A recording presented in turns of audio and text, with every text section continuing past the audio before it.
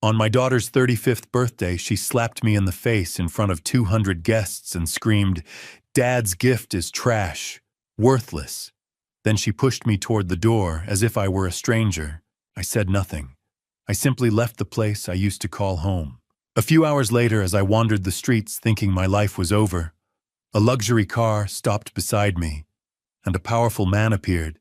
He came forward, gripped my hand, and said, "Let me help you." My daughter believed she had broken me. She had no idea that in just 3 weeks everything would change. Hello everyone, I'm so glad you're here. Before we dive into this story, help me out with something. Drop a comment below and let me know where you found this video, YouTube homepage search. Or did a friend recommend it? Every comment helps me understand you better. Also, a heads up. While this narrative includes creative elements crafted for storytelling and insight, any resemblance to particular individuals or places is unintentional. What matters most is the message you'll take away. The valet attendant looked at my 2008 Camry the way you'd look at a stray dog at a country club. Behind me, Mercedes sedans, BMWs, and Teslas waited in the circular driveway of my daughter's Paradise Valley mansion. I handed him the keys and tried not to notice his expression shift from polite professionalism to pity. I clutched the gift box tighter. Lavender wrapping paper, the color my late wife loved, with a white satin ribbon I'd tied myself that morning after 3 attempts. My hands had been shaking.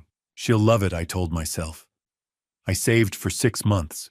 The mansion rose before me like something from a magazine. Spanish colonial architecture, terracotta tiles catching September sunlight, bougainvillea cascading over stucco walls. 6,000 square feet of success I'd helped pay for during her college years, back when she still called me Dad, without that edge in her voice. String lights crisscrossed the courtyard in geometric patterns. A 3-tiered fountain burbled in the center, surrounded by cocktail tables draped in cream linen. Beyond the crowd, Camelback Mountain rose against a pink and gold sky. 200 guests in designer clothes held champagne flutes, laughing at jokes I couldn't hear. I spotted her immediately. Andrea stood near the entrance, greeting arrivals with practiced charm. 35 years old and already a VP of marketing. Her emerald green Oscar de la Renta dress probably cost more than I spent on groceries in 3 months. Diamond earrings caught the light makeup, flawless. She was beautiful. She was my daughter. And when she saw me, her smile froze for exactly 1 second before rearranging into something polite and distant. "Dad, you made it." No hug, no warmth. Just those 4 words delivered like she was greeting a delivery man. "Wouldn't miss it, sweetheart," I said. "You look lovely. Thank you." She turned to the couple behind me, matching Rolex watches, and her voice transformed into something animated and genuine. "David, Sarah, I'm so glad you could come." I stepped past her into the courtyard.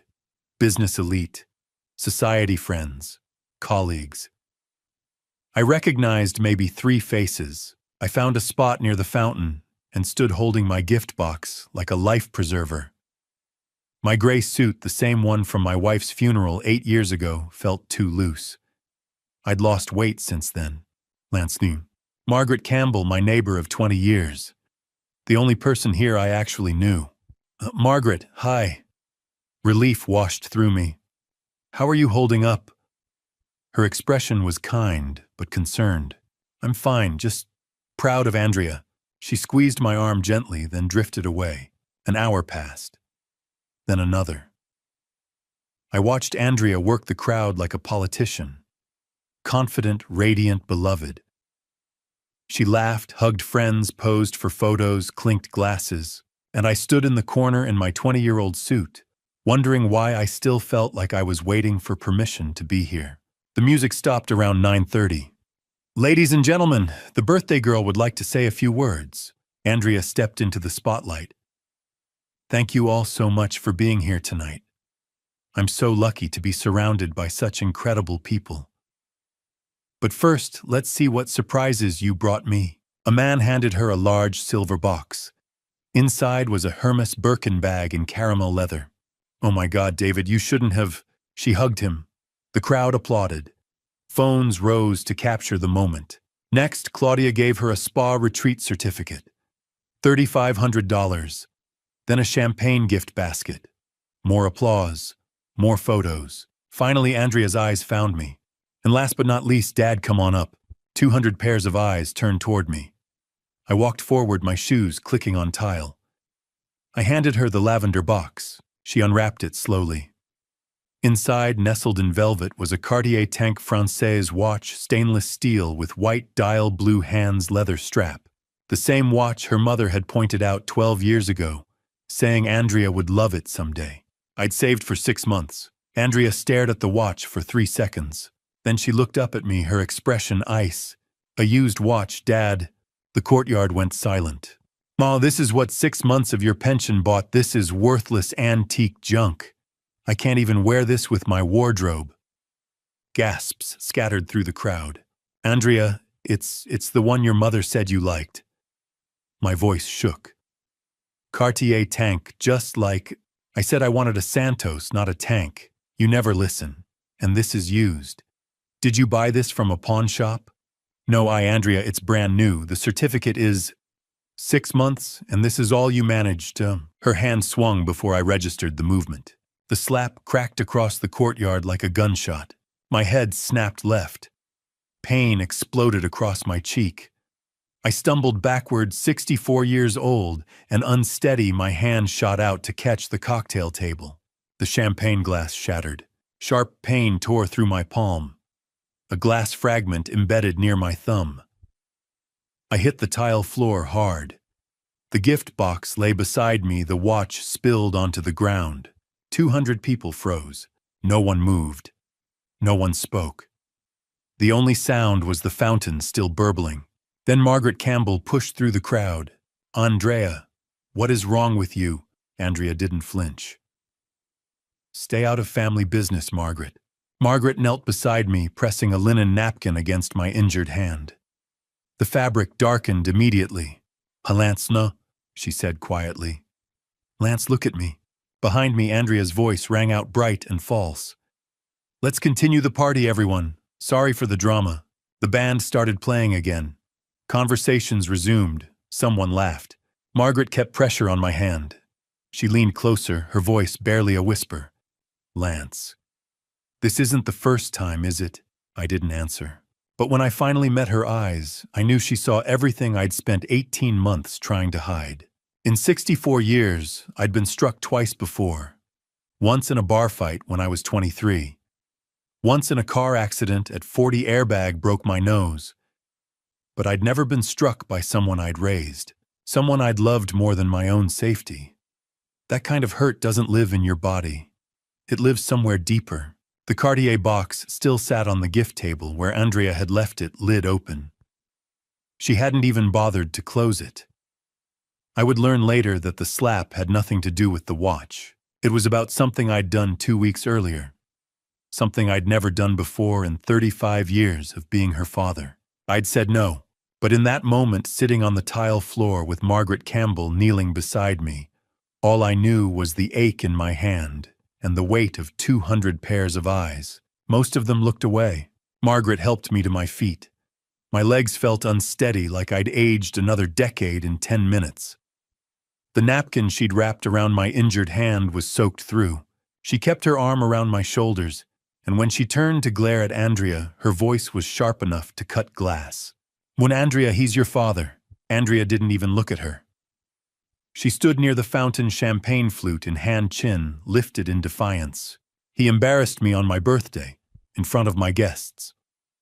Claudia stepped closer and whispered something I couldn't hear. Andrea's expression flickered for just a second. Uncertainty, maybe. But then she shook her head and turned back to the crowd. Let's continue the party, everyone. Sorry for the drama. The word drama landed like an insult, as if I was the one who'd caused a scene. 3 couples near the courtyard exit exchanged glances. I watched them set down their drinks and slip away without saying goodbye. No confrontation, no questions. Just a quiet retreat into the night. The rest stayed, 6 or 7 business associates shifted uncomfortably, but didn't move. I understood why. Andrea was a VP. She had connections, influence, the kind of power that could make or break a career. A group from the church Andrea used to attend stood clustered near the bar whispering. Shocked, maybe. Disturbed, but not disturbed enough to intervene. The rest, 180 people, give or take, just stood there, frozen, waiting for someone else to act first. No one did. The DJ signaled to the band. Music started again, hesitant at first, then louder. Waitstaff resumed circulating with trays. The party moved forward like I'd never been there at all. Margaret's grip on my arm tightened. Come on, let's get you out of here. She guided me through the crowd toward the parking area. People parted to let us pass, but no one met my eyes. I heard someone's phone buzz, a text message being sent. I imagined the words, "You won't believe what just happened at Andrea's party." By the time we reached the valet stand, my hand was throbbing with each heartbeat. The valet brought the Camry around, quickly avoiding looking at my face, at the napkin-wrapped hand, at Margaret's furious expression. She opened the driver's side door. I eased into the seat. The dome light illuminated the empty passenger side. I'd forgotten the Cartier box. 6 months of saving. $4,800. Left on a table like garbage. Margaret leaned down. "Lance, should I call 911? Your hand." "I'm fine. Just need to go home." "This isn't okay." What she did. "It's family business. I'll handle it." "No, it's assault." And I saw everything. I finally looked at her. Margaret Campbell. 55 years old. Lived 2 houses down for 20 years. Brought casseroles after my wife died. The closest thing I had to family besides the daughter who just struck me in front of 200 people. "Thank you," I said quietly, "for being there. Call me tomorrow, promise me." I nodded. I wouldn't call, I knew that even then, but she didn't. I pulled out of the driveway and onto the street. In my rearview mirror, I watched the mansion grow smaller. Music and laughter drifted out into the night. The party continued. I turned onto Lincoln Drive. The road stretched dark and empty ahead, winding through the desert hills of Paradise Valley.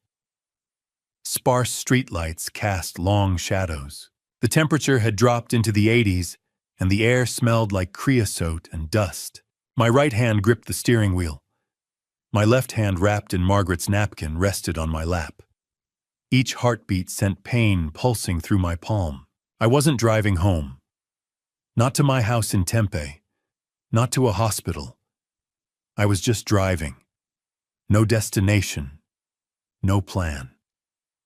Just the road and the darkness and the question I couldn't answer. Where do you go when the person who's supposed to love you treats you like garbage? I glanced at the passenger seat. Empty. The Cartier box was still at the party. Andrea hadn't even kept it. Maybe she was right. Maybe it was worthless. Maybe I was worthless too. A red light ahead. I stopped. I looked down at my wrapped hand. Then up at the rearview mirror. For the first time since the slap, I really saw myself. 64 years old. Gray hair thinning. Tired eyes. And on my left cheek, already darkening into a bruise, the clear outline of Andrea's hand. The tears came. Not loud, not dramatic. Just quietly, the way things break when no one's watching. Tears of shame. For believing she'd love the gift. For thinking tonight would be different. For spending 6 months saving money. I could barely afford to lose all for a daughter who looked at me like I was nothing. For the first time in 8 years since my wife died, I let myself break. Quietly coming apart in a 16-year-old Camry at a red light in the middle of nowhere. The light turned green. I wiped my face with my good hand and kept driving. I didn't know where I was going. I just knew I couldn't go back to that party. Couldn't go back to who I was before tonight. Couldn't pretend anymore that things were okay between us. She really doesn't love me. The thought settled into my chest like a stone. I was still driving, injured, hand-aching face wet with tears I'd held back for 8 years when I noticed the headlights in my rearview mirror. A car, large, dark, expensive, keeping pace with me. At first, I thought nothing of it. Lincoln Drive wasn't empty.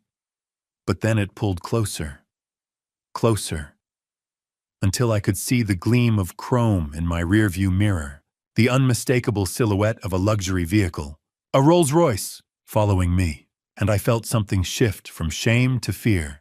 My first thought was carjacking. You hear about it on the news. Someone follows you from a nice neighborhood, waits until you're alone, takes everything.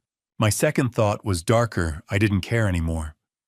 If someone wanted my 16-year-old Camry and the $43 in my wallet, they were welcome to it. Chase Harrington was supposed to be in London. Andrea had told me 3 weeks ago, business deal, big client, wouldn't be back until next month. But here he was, pulling a $250,000 car alongside mine on a dark Arizona road. The Rolls-Royce accelerated past me, then pulled into a gravel turnout ahead, one of those hiking trailhead parking areas that emptied after sunset. Hazard lights blinked on. Red, amber, red, amber. My foot hovered over the gas pedal. Every instinct screamed trap.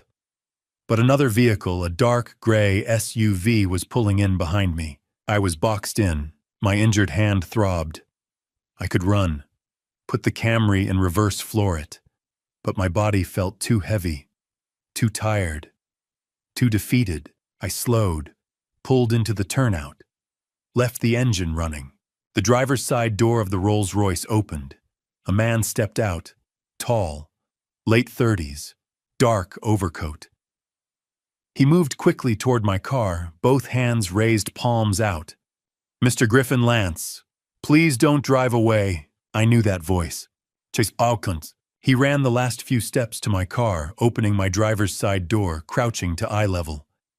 His face was flushed, urgent eyes wide with concern. "Lance, are you okay? Your hand, let me see." I pulled my hand back. "Chase, what are you? You're supposed to be in London." I flew back tonight as soon as I heard. Heard what Andrea did at the party. I saw it. How could you see?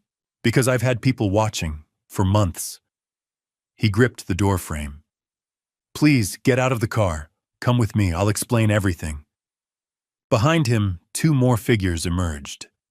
A woman from the Rolls-Royce mid-50s charcoal gray suit, carrying a leather briefcase. A man from the SUV mid-40s jeans and leather jacket, camera bag over his shoulder. Chase gestured toward them. "Lance, this is Evelyn Cross. She's a lawyer, one of the best in Arizona. And this is Detective Marcus Cole." I stared at them. "I don't understand." Evelyn spoke, her voice calm and measured. "Mr. Griffin, we know you're confused, but you're not safe right now. Physically, you need medical attention.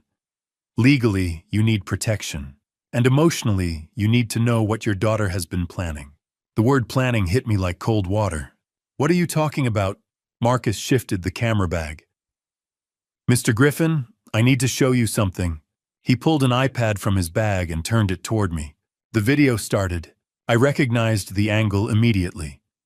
Looking through gaps in the landscaping at Andrea's courtyard. Telephoto lens. Clear view of the gift table, the fountain, the guests. Clear view of me. The video showed me handing Andrea the Cartier box. Her opening it. 3 seconds of silence. Then her face twisting into contempt. Her voice through the speaker. "A used watch, Dad. This is worthless antique junk." Then the slap. The sound was sharp. My head snapped to the side. I stumbled backward. Glass shattered. I fell. 200 people frozen. Margaret rushing forward. The video ended. I couldn't speak.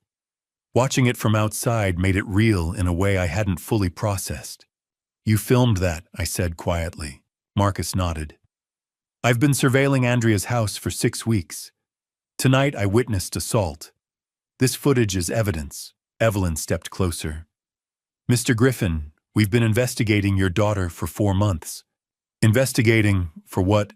Chase's voice was tight. Fraud, financial exploitation, conspiracy, and tonight assault. She's my daughter. I know. Chase's voice softened. But Lance, Andrea has been planning to steal everything from you. Your retirement, your house, your independence. She's been setting it up for months. We have evidence. And tonight she crossed a line we can't ignore. I looked at him. Chase Harrington. The man who'd married my daughter 7 years ago. Why are you telling me this Andrea is your wife? Chase stepped closer, his expression raw. Because you're more of a father to me than my own ever was. Because what Andrea's doing is wrong. And because I won't stand by and watch her destroy the one person in her life who actually loved her unconditionally. The words hung in the air. Desert sounds filled the silence crickets, the distant howl of a coyote wind through creosote bushes. Will you come with us? Let us help you. I looked around, at my Camry, at my injured hand, at Chase's face showing no trace of deception, at Evelyn and Marcus standing respectfully back. I'd been handling things alone for 8 years, since my wife died. 8 years of telling myself I was fine, that asking for help was weakness. Maybe it was time to let someone help. Where are we going? Relief flooded Chase's face. Somewhere safe. I'll explain everything. I promise. I turned off the Camry's engine, opened the door and climbed out, legs unsteady. I looked at my car one last time. 16 years old. Scratched paint. Everything I had. Marcus approached. I'll have your car towed to a secure location. Keys. I placed them in his palm, handing over control, choosing trust. Chase opened the rear door of the Rolls-Royce. I'd never been inside a car like this. Leather seats, polished wood trim, everything pristine. I slid inside. Evelyn climbed in on one side of me, Chase on the other. The door closed with a solid thunk. Marcus walked back to his SUV. Both vehicles pulled onto Lincoln Drive, heading north into the darkness. For the first time since my wife died, I wasn't alone in the dark, but I had no idea where we were going, or what Chase was about to tell me, or that by sunrise everything I thought I knew about my daughter and my entire life would be shattered, worse than any glass on any patio floor. I'd never stayed anywhere with a star rating in my life. When my wife and I honeymooned 40 years ago, we'd splurged on a Motel 6 in Sedona, $39 a night, free coffee in the lobby, a view of the parking lot. Our anniversary trips were camping in Flagstaff with a 2-person tent and a Coleman stove. The idea of a 5-star resort was something I'd seen in magazines but never imagined experiencing, until Chase Harrington pulled up to the Four Seasons Scottsdale at Troon North and said, "This is home, for as long as you need it." Chase had booked the casita 3 days earlier, before the party, before the slap, before any of this. He'd known. Somehow he'd known I'd need a place to disappear, and I realized he'd been planning my rescue the same way Andrea had been planning my exploitation. The difference was, one of them was doing it out of love. The Rolls-Royce pulled into a private entrance, bypassing the main lobby entirely. Resort staff waited near a golf cart, 2 attendants in pressed uniforms who nodded at Chase like they'd been briefed. No questions, no check-in desk, just quiet efficiency. We rode through the property in silence. Desert landscaping lined the paths, saguaros lit from below Palo Verde trees, casting shadows, the scent of night-blooming jasmine heavy in the air. The resort sprawled across the base of Pinnacle Peak, low buildings designed to blend into the desert pools, glowing turquoise in the darkness. The casita sat at the far edge of the property, private and secluded. The attendants unlocked the door, handed Chase a key card, and disappeared. I stepped inside. The space opened before me like something from a different world. Open-plan living room with leather furniture, Southwest art on the walls, a gourmet kitchen with granite counters I'd never use. Beyond the living area, 2 bedrooms, a king bed in the master, a guest room with twins. The bathroom had a rain shower and a soaking tub big enough for 2 people. But what stopped me was the far wall. Floor-to-ceiling windows overlooking the valley. Through the glass, I could see an outdoor patio with a private pool, an outdoor shower, a stone fireplace. And beyond that, the lights of Scottsdale spreading across the valley floor like a blanket of stars with the dark silhouette of Pinnacle Peak rising against the night sky.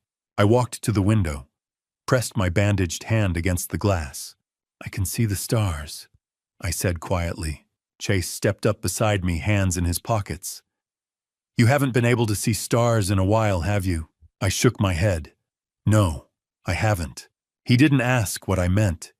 He already knew. The last 8 years had been about surviving, not living. I hadn't looked at stars in a long time. A knock at the door broke the moment. Chase opened it. An older man stood in the hallway, silver hair, kind eyes, carrying a leather medical bag. "Lance, this is Dr. Alan Brooks," Chase said. "He's going to look at your hand." I blinked. "You arranged a doctor at midnight." "I arranged everything." Dr. Brooks extended his free hand. His grip was gentle. "Mr. Griffin, I'm sorry we're meeting under these circumstances. Let's see what we're dealing with." He gestured toward the dining table. I sat. He pulled out a chair beside me and carefully unwrapped the linen napkin Margaret had tied around my palm. The fabric stuck to the wound. I winced. Dr. Brooks examined the cut, turning my hand gently. "Glass laceration, about 1 inch long. Not too deep, but it needs stitches. You're lucky another 1/4 inch, and we'd be talking about nerve damage." Lucky. The word felt strange. He cleaned the wound with antiseptic that stung worse than the original cut. Then came the local anesthetic, a needle, a pinch, a spreading numbness. 5 stitches, small and precise. Dr. Brooks worked in silence, his movements economical and sure. When he finished, he wrapped my hand in clean white gauze. Then he leaned back, studying my face.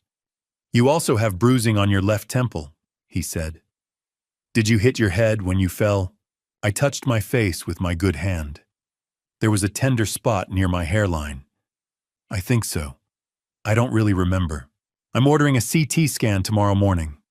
Precautionary. Head injuries in your age group, we don't take chances." "I'm fine, really." "You're getting the scan, Dad." The word hung in the air. Dad.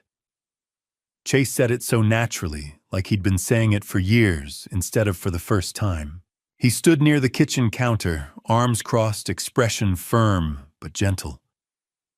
Neither of us acknowledged what he'd just said, but I felt it settle somewhere in my chest, warm and unexpected. Dr. Brooks packed up his supplies. "Keep the stitches dry for 48 hours. No showers, sponge bath only. I'll be back tomorrow after your CT scan." He pulled a small prescription bottle from his bag and set it on the table. "Mild pain medication. Take one if you need it. Try to get some sleep." He shook my hand, the good one, and left. The door clicked shut. Silence filled the casita. I looked around. Evelyn sat on the leather couch, her briefcase open beside her, a file folder 3 inches thick resting on her lap. Marcus stood near the Windows laptop balanced on the dining table screen, glowing. Chase pulled out the chair across from me and sat down, elbows on his knees, watching me with an expression I couldn't quite read. Somewhere in the chaos of the last 2 hours, someone had brought me clothes. A hotel robe hung on the back of the bathroom door. My Camry was gone. My old life was gone. I sat in a 5-star resort in a borrowed robe with a bandaged hand, and a man who'd just called me Dad for the first time, and I had no idea what came next. But I knew I couldn't run anymore. Couldn't pretend I didn't need to know. I looked at Chase, at Evelyn, at Marcus, at the file folder and the laptop screen and the evidence they'd been carrying all night. "Tell me everything," I said. My voice was quiet, but steady. Firm. Maybe the first firm thing I'd said in months. Chase didn't move for a moment. He just looked at me with something that might have been pity or sorrow or both. Then he glanced at Evelyn and Marcus and nodded. Evelyn placed the 3-inch file on the coffee table between us with a soft thud. Marcus turned his laptop screen so I could see. Chase leaned forward. Hands clasped, and his voice when he spoke was careful and deliberate. 4 months ago in May, I noticed something wrong. $25,000 missing from my joint account with Andrea. And that's where this started. Chase leaned back in his chair, eyes fixed on some point beyond the window. Then he began. 4 months ago, May early morning, I woke up to an alert on my phone. Bank notification. Large withdrawal from joint account. $25,000. Gone. When I asked Andrea about it over breakfast, she didn't even look up from her coffee. Charity donation, she said, for the women's shelter downtown. I asked which shelter. She said she'd find the receipt. She never did. I watched him as he spoke. His hands were clasped loosely, but his jaw was tight. This was a man who'd spent 4 months carrying secrets. I wanted to believe her. But I'm a businessman, Lance. I've built 3 companies from the ground up. I know when numbers don't add up, and $25,000 doesn't just vanish for charity without a paper trail. He paused, glanced at Marcus, standing near the window, then back to me. So I did something I'd never done before I stopped trusting my wife, and I hired someone to find out why. Marcus gave a slight nod but said nothing. Chase continued. I checked myself, called around to every women's shelter in the valley. None of them had received a major donation in May. Not from Andrea. Not from anyone matching her description. I felt something cold settle in my stomach. When I pressed her, she changed her story. Said she'd given cash, that they don't always issue receipts. Chase shook his head. But nonprofits always document large donations. Andrea knows that. She used to work in nonprofit fundraising. She knows exactly how it works. So you knew she was lying, I said quietly.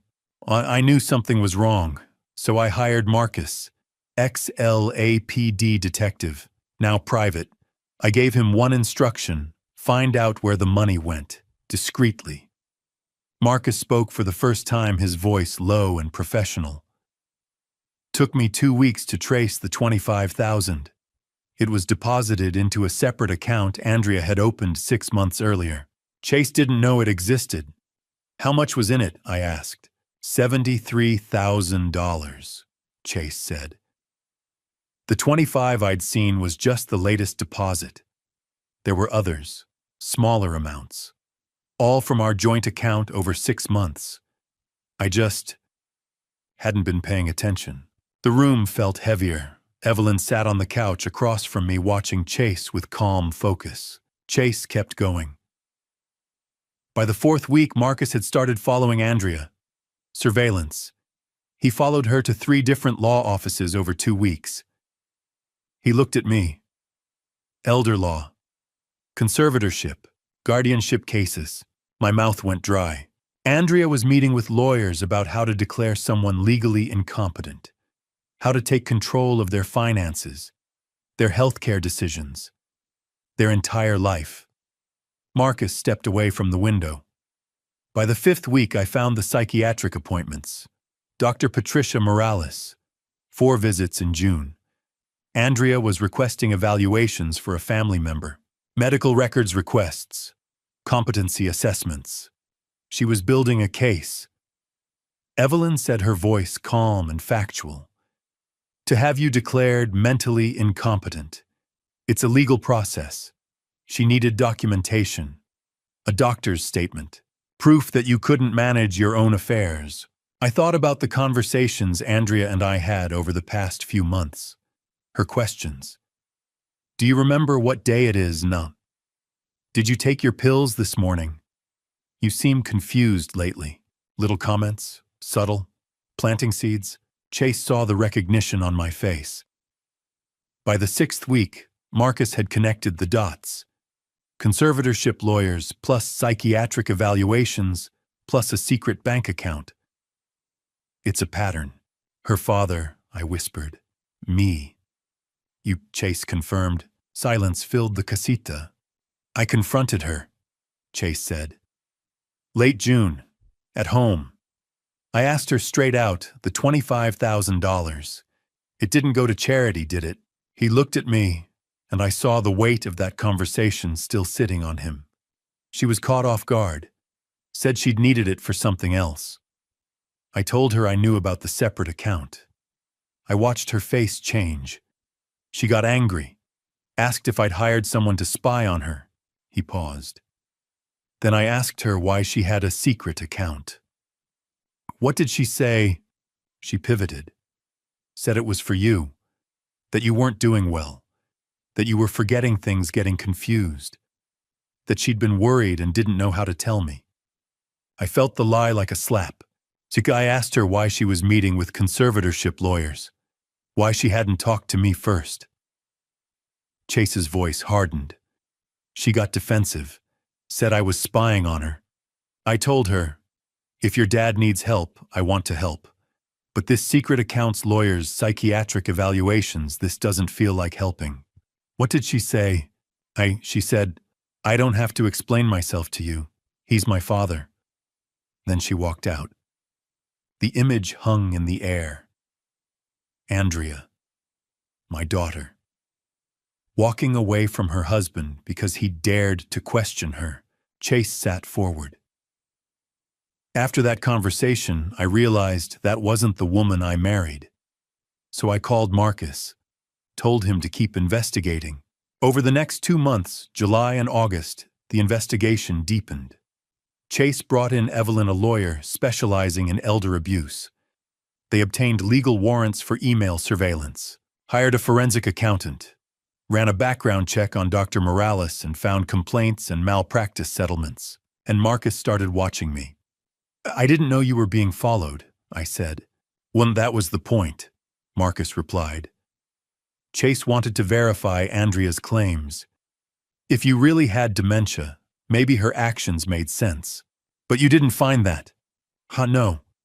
I found a 64-year-old man living alone, maintaining your yard, driving without issue, going to stores, the library, completely lucid, no signs of cognitive decline. Marcus paused. No, you were isolated, sure, but you weren't confused. You weren't incompetent. Chase's voice was quiet. By August, Marcus told me your father-in-law doesn't have dementia, but your wife is trying to make it look like he does. I closed my eyes. I had 2 choices, Chase said. Confront her again and risk tipping her off, or wait. Build a case strong enough to protect you legally. I chose to wait. 2 weeks ago, Andrea had brought conservatorship papers to my house, asked me to sign, said it would make things easier, and for the first time in years, maybe the first time ever, I'd said no. 2 weeks ago, I said slowly, she brought me conservatorship papers. I said no. Chase leaned forward. What did she do? She got angry. Said I was being difficult. I told her I wasn't signing anything. I looked at Chase. She left. Didn't speak to me for a week. Then she invited me to the party. She hit you tonight. Chase said, not because of the watch. She hit you because you said no. Because for the first time, you wouldn't give her control. The truth of it settled over me like a heavy blanket. What else did you find? I asked. Marcus crossed the room, opened his laptop, and turned the screen toward me. Through everything he said, Marcus turned his laptop toward me. The screen showed a spreadsheet, rows of numbers, columns of dates, categories highlighted in yellow and red. At the top, in bold, Andrea Griffin Financial Analysis, prepared by David Reeves, CPA. And underneath, discrepancies identified $253,400. I didn't understand what I was looking at. Not yet. But Marcus's expression told me this was bad. Mr. Griffin, this is Andrea's financial profile. David Reeves, a forensic accountant I hired in July, built this from credit reports, bank statements, and public records. What you're seeing is the reason your daughter has been planning fraud for the past 4 months. He clicked to the first tab, Income and Spending.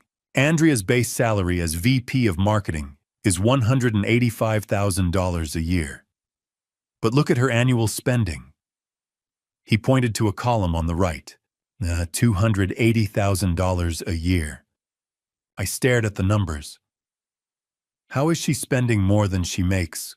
That's the question we asked. Marcus clicked to the next screen.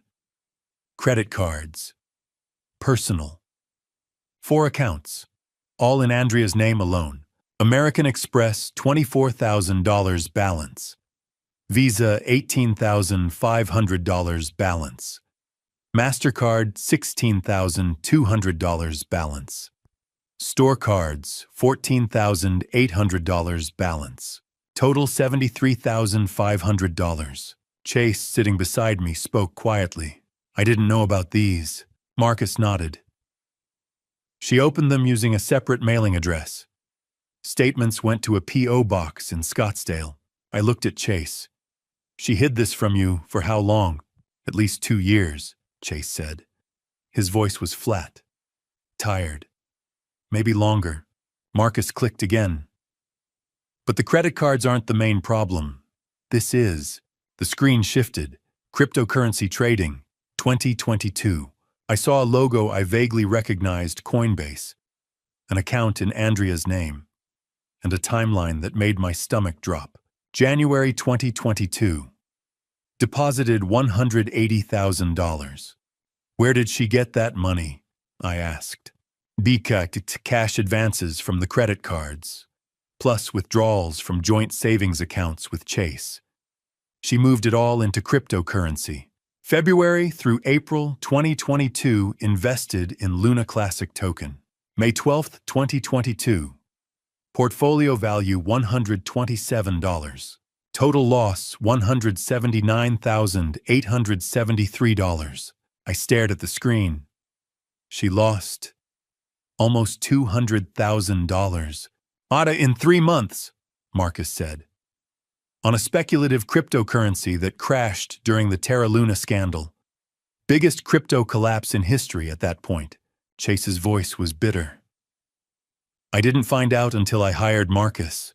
Marcus leaned back. So by May 2022, Andrea was in serious financial trouble. She'd lost $180,000 in crypto. She'd accumulated $73,000 in credit card debt. And she was spending $95,000 more than she earned every year. Added up, and she was in a hole of approximately $253,000. The number stared back at me. $253,400. What did she do? I asked. She started looking for a way out. Marcus's eyes met mine. And that's when she started looking at you. He clicked to a new tab. Lance Griffin Asset Summary. My name at the top. My entire financial life laid out in rows and columns. 401k retirement account, $340,000. Primary residence Tempe, AZ, paid off $280,000. Monthly pension $2,800. Monthly Social Security $1,900. Total assets $620,000. Total monthly income, $4,700. I felt my throat tighten. You know how much I have? Marcus's expression didn't change. Public records for the house? Pension and Social Security are standard for your career? Retirement account is an estimate? I'm a detective, Mr. Griffin. This is what I do. He paused. And Andrea had access to some of this information. She knew you had savings. She knew you owned your house outright. To someone drowning in debt, you looked like a life raft. Evelyn spoke, her voice calm and precise. Andrea's plan was straightforward.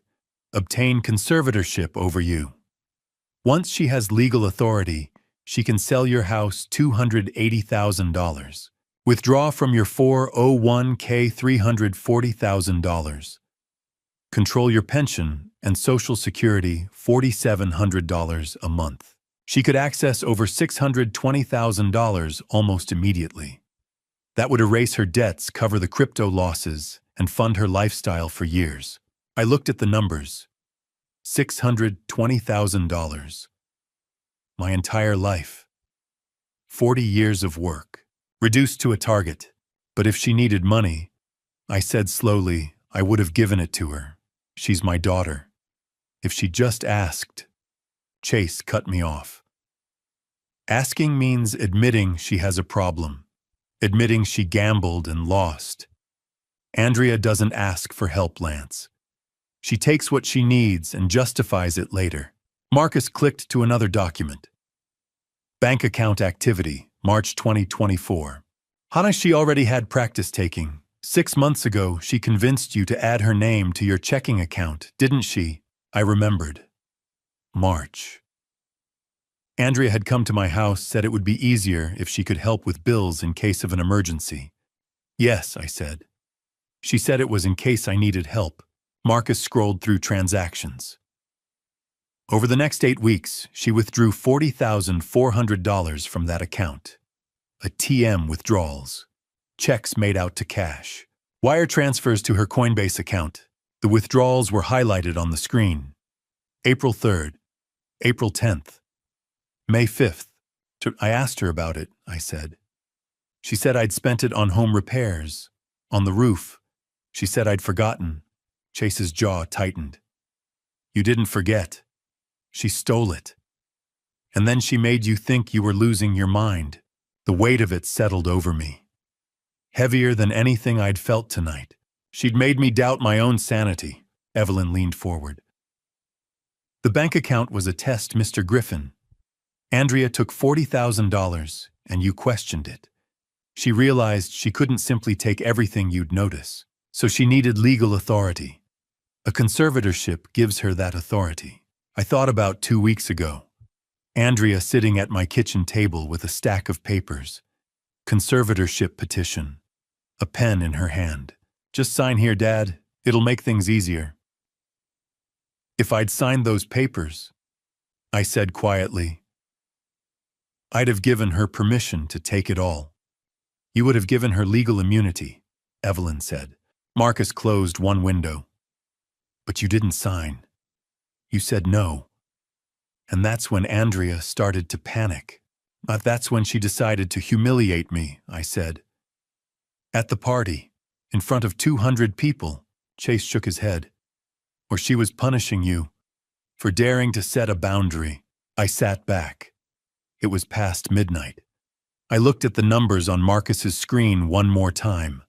$620,000. And I thought about Andrea tonight. Emerald green dress, diamond earrings, champagne glass raised. She wasn't celebrating her birthday. She was celebrating what she thought she was about to take from me. I wasn't her father, I said quietly. I was a solution to a problem. Chase's voice was gentle. I'm sorry, Lance. I didn't respond. I just stared at the screen and felt something shift inside me. Anger. Cold, quiet, growing. The next document Marcus pulled up wasn't a spreadsheet. It was an email. The subject line read, Dad's Evaluation. Sender Andrea Griffin. Recipient Dr. Patricia Morales. Date June 15, 2024. And the moment I started reading, I felt something inside me go cold. Not angry cold, but the kind of cold you feel when you realize someone you love has been planning your destruction with the same care most people plan a vacation.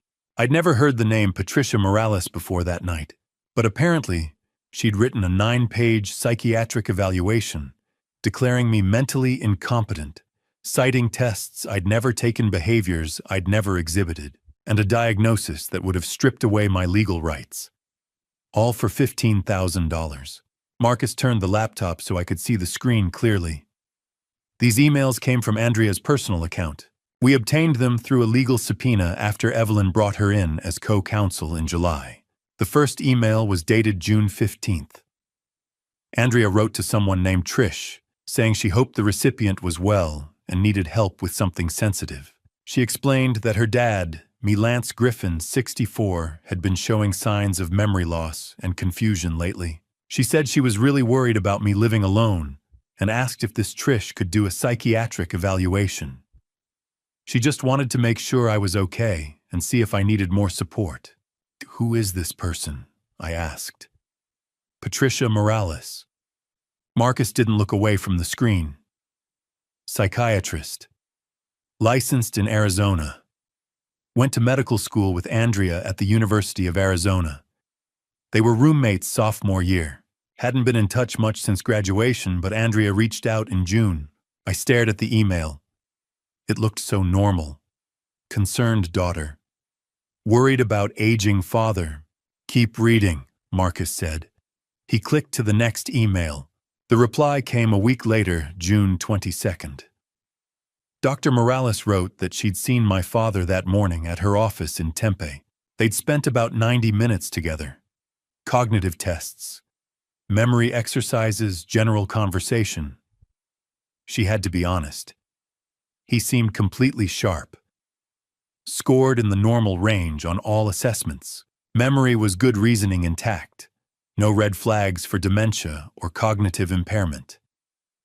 If anything, he seemed a bit lonely and stressed, but that wasn't a medical diagnosis. She said she knew Andrea was worried, but from what she observed, I didn't have dementia. Maybe I was just getting older and forgetting minor things. We all do that. I looked up from the screen. I never went to her office. I've never met this woman in my life. Marcus nodded. "We know. She made up the evaluation. Wrote it like it happened so she'd have documentation. That email was her covering herself so later she could say, 'I told Andrea he was fine,' but she knew what was coming next." Chase leaned forward. Andrea wasn't going to take no for an answer. Marcus clicked to the next email. It was sent 3 days later, at 11:47 at night. Andrea's tone had changed completely. She wrote that she needed this diagnosis. Dr. Morales didn't understand this wasn't just about worry. She needed documentation that I had diminished capacity. She needed it in writing. Then Andrea brought up something from their past. She reminded Patricia about sophomore year, a pharmacology final, when Patricia had cheated off another student's paper, and Andrea had covered for her when a professor questioned the identical answers. Andrea had kept that secret then. Patricia owed her now. Andrea said she wasn't asking for something crazy, just an evaluation that said what she needed it to say. Early-stage dementia, diminished capacity, needs supervision. That's it. She'd make it worth Patricia's while. $15,000. Cash or wire, her choice. She told Patricia to think about it, but not to take too long. Silence filled the casita. I read the words again, then a third time. When she threatened her, I said quietly. With something from 15 years ago, Evelyn spoke from the couch. Blackmail combined with bribery, both of which are felonies under Arizona law. Chase's voice was bitter. Andrea doesn't ask for what she needs. She finds leverage, and if there's no leverage, she makes it. Marcus scrolled to the final email in the chain dated June 28th. Dr. Morales' response was brief. She agreed. She'd write the assessment. But if this ever came back on her, if anyone questioned this, they never had this conversation. Understood. She told Andrea to send the money to her personal account, and once it cleared, she'd have the report ready in a week. This was the last time she'd do anything like this for Andrea. Marcus leaned back. She agreed. For money. Because Andrea had leverage and because Dr. Morales was desperate. He pulled up a bank statement. Transfer details showed $15,000 moving from Andrea Griffin's personal checking account to Patricia Morales' personal checking account on July 2nd. The memo line read, "Consulting services." And Andrea withdrew this from the secret account, Marcus said. She paid Dr. Morales $15,000 to commit fraud. I felt sick. Marcus clicked to the next document. Official letterhead. Dr. Patricia Morales, MD, Arizona medical license number printed at the bottom. 9 pages long. The psychiatric evaluation was dated June 22nd. It listed me as the patient. Marcus scrolled through it, slowly reading excerpts aloud. The report claimed I presented with signs of early-stage cognitive decline, likely Alzheimer's type. It said memory impairment was evident during testing, that I was unable to recall 3 words after a 5-minute delay. It claimed I exhibited confusion regarding recent events and demonstrated poor judgment in financial matters.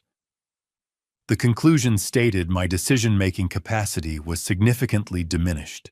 The recommendation legal conservatorship warranted to protect patient from self-harm and financial exploitation. I stood. I couldn't sit anymore. I walked to the window and looked out at the dark desert. "I never took those tests," I said. My voice came out shaking. "None of that happened." "We know," Marcus said. I turned around. "She didn't just try to steal my money. She tried to steal my mind." 12 years ago, my brother Hank and I stood in a lawyer's office reading our parents' will and said things brothers should never say to each other. Words about fairness and favoritism and money and love all tangled together until neither of us could remember what we were really fighting about. We stopped speaking that day, stopped calling on birthdays, stopped sending Christmas cards, stopped existing in each other's lives. And 3 months ago, Andrea reached into that 12-year silence and weaponized it against me. The thing about estrangement is that it creates a vacuum. And Andrea understood vacuums. She understood that when you haven't talked to someone in over a decade, you don't have a baseline for understanding anymore. You only know what someone tells you. And Andrea told Hank exactly what she needed him to believe. Marcus pulled up a new screen on his laptop. Text messages this time. 3 months ago, your daughter contacted your brother. I hadn't heard Hank's name in years.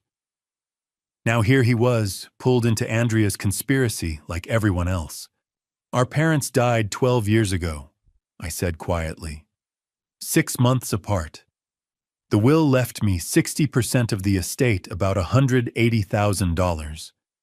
Hank got 40%, $120,000. He was furious. Said I'd manipulated them. Had you Chase asked. I'd helped them during their final years. Paid medical bills. Helped with the mortgage. Took unpaid leave to care for them. I didn't do it for money. I did it because they needed help. But Hank saw it differently, Marcus said. Hank saw favoritism.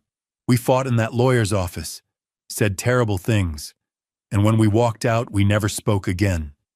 12 years of silence. Marcus turned the laptop toward me. Until Andrea broke that silence, the screen showed a text thread. Andrea had reached out to Hank in late July saying she was worried about me. She told him I'd been having memory problems, forgetting appointments, getting confused about dates. She claimed that last week I'd left the stove on and almost started a fire. She'd walked in, and the kitchen was full of smoke. I didn't even realize. I felt my stomach drop. None of that happened. There was no fire, no smoke. Marcus nodded. We checked. No fire department calls to your address. No smoke damage. Your stove is electric, much harder to accidentally cause a fire. She made it up. The messages continued. Andrea told Hank she'd taken me to a psychiatrist who diagnosed early-stage dementia, probably Alzheimer's. She said I was refusing help, being stubborn. She asked if Hank could talk to me, maybe coming from my brother, I'd listen. She said she was scared for me. He believed her, I said. He had no reason not to, Chase said gently. He hadn't talked to you in 12 years. All he knew was what Andrea told him. 5 days later, Hank called me. I remembered that call. July 25th, around 7 at night, Hank's voice on the other end. It's Hank. Andrea told me you're having memory problems. Dementia. She said you almost burned your house down. I told him I was fine. I didn't have dementia. I hadn't seen a psychiatrist. He'd been frustrated, impatient. Said Andrea told him I was refusing help, that I was in denial. I'd gotten angry. Told him he hadn't spoken to me in 12 years and had no right to tell me to sign my rights away to my daughter. I'd hung up. I thought he was just being Hank, I said to Marcus, still angry about the will, using this as another excuse. Andrea counted on that, Marcus said. She knew your history, she used it. The texts continued after the call. Andrea told Hank that my denial was a classic symptom of early dementia, that I had good days and bad days and he'd happened to catch me on a good day. She asked if he'd be willing to write a statement, just saying he was concerned based on what she'd told him. It would help with the legal process. Marcus pulled up an email showing a draft affidavit Andrea had sent Hank on August 1st. The document stated that Hank had been informed by Andrea of concerning cognitive decline and supported efforts to provide me with appropriate care and supervision. He almost signed it, Marcus said. Andrea called him twice, pressured him, but something held him back. He felt uneasy, said it felt wrong to sign something so official when he hadn't actually seen you. And then you contacted him, I said. Marcus nodded. Last week. Showed him everything. The emails with Dr. Morales, the financial fraud, the fake medical report. Told him Andrea had manipulated him. What did he say? He said, "Oh my God, she lied to me, about all of it." He felt sick, angry at himself for believing her. He asked me to apologize to you on his behalf, and he asked if you'd be willing to talk to him. After this is over, I stood and walked to the window. My eyes were burning. For 12 years, I said quietly. I thought Hank didn't want to talk to me because of the inheritance. But now, what if Andrea made sure we stayed apart? What if she knew that as long as we weren't talking, I had no family support, no one to check in, no one to notice if something was wrong? Chase's voice was gentle behind me. Isolation is a classic abuse tactic. My own daughter isolated me from my own brother. I turned around. Will Hank really testify? Marcus didn't hesitate. He signed an affidavit yesterday. States that Andrea contacted him under false pretenses, lied about your health, attempted to manipulate him into supporting a fraudulent conservatorship. He's willing to testify in court. I sat back down. My voice cracked slightly when I spoke. Tell him yes. Tell him I'll talk to him. When this is over. Marcus nodded. Then he closed the text thread and looked at me with something like sympathy. Mr. Griffin, there's one more thing you need to know. Something Andrea did 6 months ago. Something she spent months making you believe was your fault. He pulled up new screens, bank statements, withdrawal records, dates in March, and I felt the room tilt because I knew what he was about to show me. March, 6 months before the birthday party, 6 months before the slap. Andrea came to my house on a Sunday afternoon with 2 bags of groceries from Whole Foods and a box of Sprinkles cupcakes, the red velvet kind my wife used to make from scratch. She smiled when I opened the door, kissed my cheek, said, "I miss spending time with you, Dad." And I believed her. Because I wanted to believe her. Because she was all I had left. For 6 months after that Sunday, I lived in a fog of terror that had no name. I started keeping a blue spiral notebook by my bed, writing down everything I did, every conversation, every phone call, every dollar I spent. I checked it obsessively 3 times a day, 4 times a day, convinced I was losing my mind. Convinced that the creeping darkness my wife had feared in her final months was finally coming for me too. But I wasn't losing my mind. I was being erased, methodically, deliberately, by my own daughter. Marcus closed the text thread on his laptop and opened a new file. The screen filled with rows of transactions, dates, amounts, descriptions, all highlighted in yellow. He turned the laptop toward me. "This is your Chase checking account, Lance. March through May 2024. I leaned forward. The balance at the top read $87,400. By the bottom, it had dropped to $47,000. $40,000, I whispered. $40,400, Marcus corrected. Gone in 8 weeks. I remembered that Sunday in March. Andrea had unpacked the groceries in my kitchen, arranged the cupcakes on a plate, poured us both coffee, and sat across from me at the table where I'd eaten breakfast alone for 8 years. She'd said she'd been thinking, what if something happened to me? What if I had an emergency, and she couldn't help because she didn't have access to my accounts? She said she wasn't trying to control anything. She just wanted to be able to help, in case of emergencies. 2 days later, we sat in a Chase Bank branch in Scottsdale. The banker had walked us through the paperwork, explaining that as a joint owner, Andrea would have full access to withdraw, transfer, or close the account. Andrea had squeezed my hand. "It's just for emergencies, Dad." I'd signed. The first withdrawal happened a week later. $4,800 from an ATM in Scottsdale. Then $6,200 on a check. Then $5,500 wired to Coinbase. By the 5th week, I'd started checking my balance compulsively, watching it drop. That's when I called her. I'd told her I thought something was wrong with my account. There was money missing. A lot of money. $40,000. She'd sounded confused at first. Then her voice had changed, still sweet, but with an edge of concern. She'd said we talked about this. Remember the roof repair and the plumbing issue? I'd asked what roof repair. Her tone had shifted to something patient, almost pitying. She'd reminded me that the contractor came in April. I'd signed the contract. We'd walked through the estimate together. I'd gripped the phone, my mind racing, searching for the memory. Had there been a contractor? Had I forgotten? She'd said it was okay. This was why we set up the joint account, remember? So she could handle things when I got confused. When you got confused. The words had hit me like a fist. I'd hung up and immediately driven to the house, inspected every corner of the roof, every pipe, every fixture. Everything was fine. Everything was exactly as it had been, but the doubt had already planted itself. What if I really had forgotten? What if this was how it started? The forgetting, the confusion, the slow unraveling. That night I'd started the journal.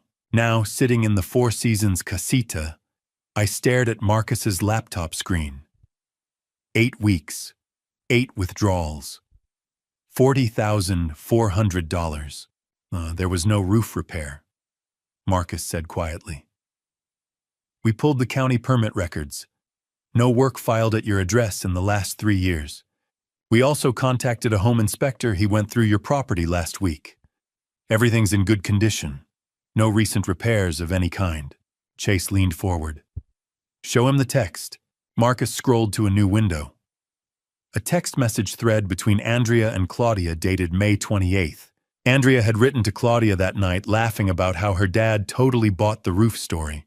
Claudia had responded in disbelief, 40,000. And he believed you. Andrea had replied that I'd called her crying, thought I was losing my mind. She'd almost felt bad, she wrote, followed by laughing shorthand. Claudia had called her ice cold. Andrea had responded that it wasn't cold, it was strategic. The conservatorship hearing was in 6 weeks. By then I'd be so confused I'd sign anything. I stopped breathing. The room tilted. Chase's hand was on my shoulder, steady grounding, but I couldn't look away from the screen. She wanted you to doubt yourself, Marcus said. That was the whole point. Take the money, make you question your memory, your sanity. By the time the conservatorship petition came, you'd be too destabilized to fight back. I thought of the journal, the blue spiral notebook. Page after page of desperate documentation, proof that I wasn't crazy, that the world was still real, that I could still trust my own mind. I wrote everything down. I said, my voice barely a whisper. For 4 months, every transaction, every conversation, I thought I was going insane. You weren't, Marcus said firmly. You were right. About all of it. Something cracked open inside me. Not relief, not vindication. Something deeper, a grief for the 4 months I'd spent questioning my own reality. Chase's hand tightened on my shoulder. When he spoke, his voice was thick. You were right, Dad. You were right the whole time. It was the first time he'd called me that. Dad. Not Lance. Not Mr. Griffin. Dad. I looked up at him. This man, who wasn't my son, but who had spent 4 months trying to save me. And I couldn't stop the tears. Evelyn Cross closed her leather portfolio. Elder financial abuse, gaslighting, conspiracy to defraud, and now we have documentation of intent. She looked at me. This is enough, Lance. More than enough. I wiped my eyes, my hand still bandaged from the broken glass. What happens now? Evelyn's expression was calm, certain, and for the first time since Andrea had struck me 6 hours ago, I felt something other than fear. Now, she said, we build justice. Over the next 3 days, Sunday through Tuesday, Chase, Evelyn, and Marcus built a case so airtight that even the best defense attorney in Arizona couldn't find a crack in it. They started by proving the one thing Andrea had spent months lying about, that I was perfectly, completely, undeniably sane. And they did it with a test I was terrified to take. The Mayo Clinic is one of the top hospitals in the country. If anyone could prove I wasn't losing my mind or confirm that I was, it would be them. And that's what scared me. Because for 4 months, Andrea had planted doubt so deep I wasn't sure anymore. What if the test showed something wrong? Sunday passed in a haze of rest and planning. Evelyn laid out the strategy over breakfast. First, we prove you're competent. Medical evaluation, top facility. Second, we gather witnesses. Third, we document everything Andrea did and create a timeline. Then we go to the authorities.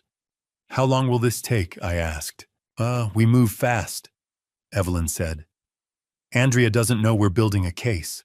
Surprise is our advantage. Monday morning, Chase drove me to the Mayo Clinic Arizona campus in Scottsdale. Inside, Dr. Helena Warren, chief of neurology, waited behind a polished desk. She was tall with gray hair cut in a professional bob, radiating decades of authority. Mr. Griffin, she said, shaking my hand firmly. I understand you've been told you have cognitive decline. We're going to test that thoroughly today. What if there is something wrong? My voice caught. Dr. Warren's expression softened. Then we'll know and we'll address it. But from what I've been told by Mr. Harrington's team, I don't expect to find impairment. Let's see. The assessment took 3 hours. Memory tests, she gave me 3 words to remember apple table penny, then asked me to recall them 5 minutes later. I repeated them perfectly. Spatial reasoning, copying geometric shapes, drawing a clock. Language tests, naming objects, repeating complex sentences. Executive function, problem-solving scenarios, pattern recognition. Attention counting backwards from 100 by sevens. I made no errors. When Dr. Warren reviewed the results, Chase sat beside me. She looked at me across the desk and said, Mr. Griffin, your cognitive function is not just normal. It's superior for your age group. She turned her computer monitor toward us. The score read 142 out of 144 possible points. And that places you in the 98th percentile for 64-year-olds. You absolutely do not have dementia. No signs of Alzheimer's. No cognitive impairment whatsoever. Whoever told you otherwise was either incompetent or lying. My throat closed. So I don't have dementia. You do not, Dr. Warren said firmly. You're cognitively healthy. I'm writing a full report. I pressed my hands to my face and cried. Not tears of shame, these were tears of pure relief. Mr. Griffin, are you okay? Dr. Warren asked gently. I lowered my hands. I've been terrified for 4 months that I was losing myself. And you're telling me I'm fine. You're more than fine, she said. In the parking lot afterward, I stopped and looked back at the building. I'm not crazy, I said aloud. Chase stood beside me. You never were. That afternoon, David Reeves called Evelyn with another discovery. He'd gone through Andrea's corporate credit card issued by the tech company where she worked as VP of marketing. He'd found $48,000 in personal expenses disguised as business over 18 months. Client dinners that were actually luxury spa days. Marketing conference travel that turned out to be vacations to Cabo. Designer handbags disguised as team-building supplies.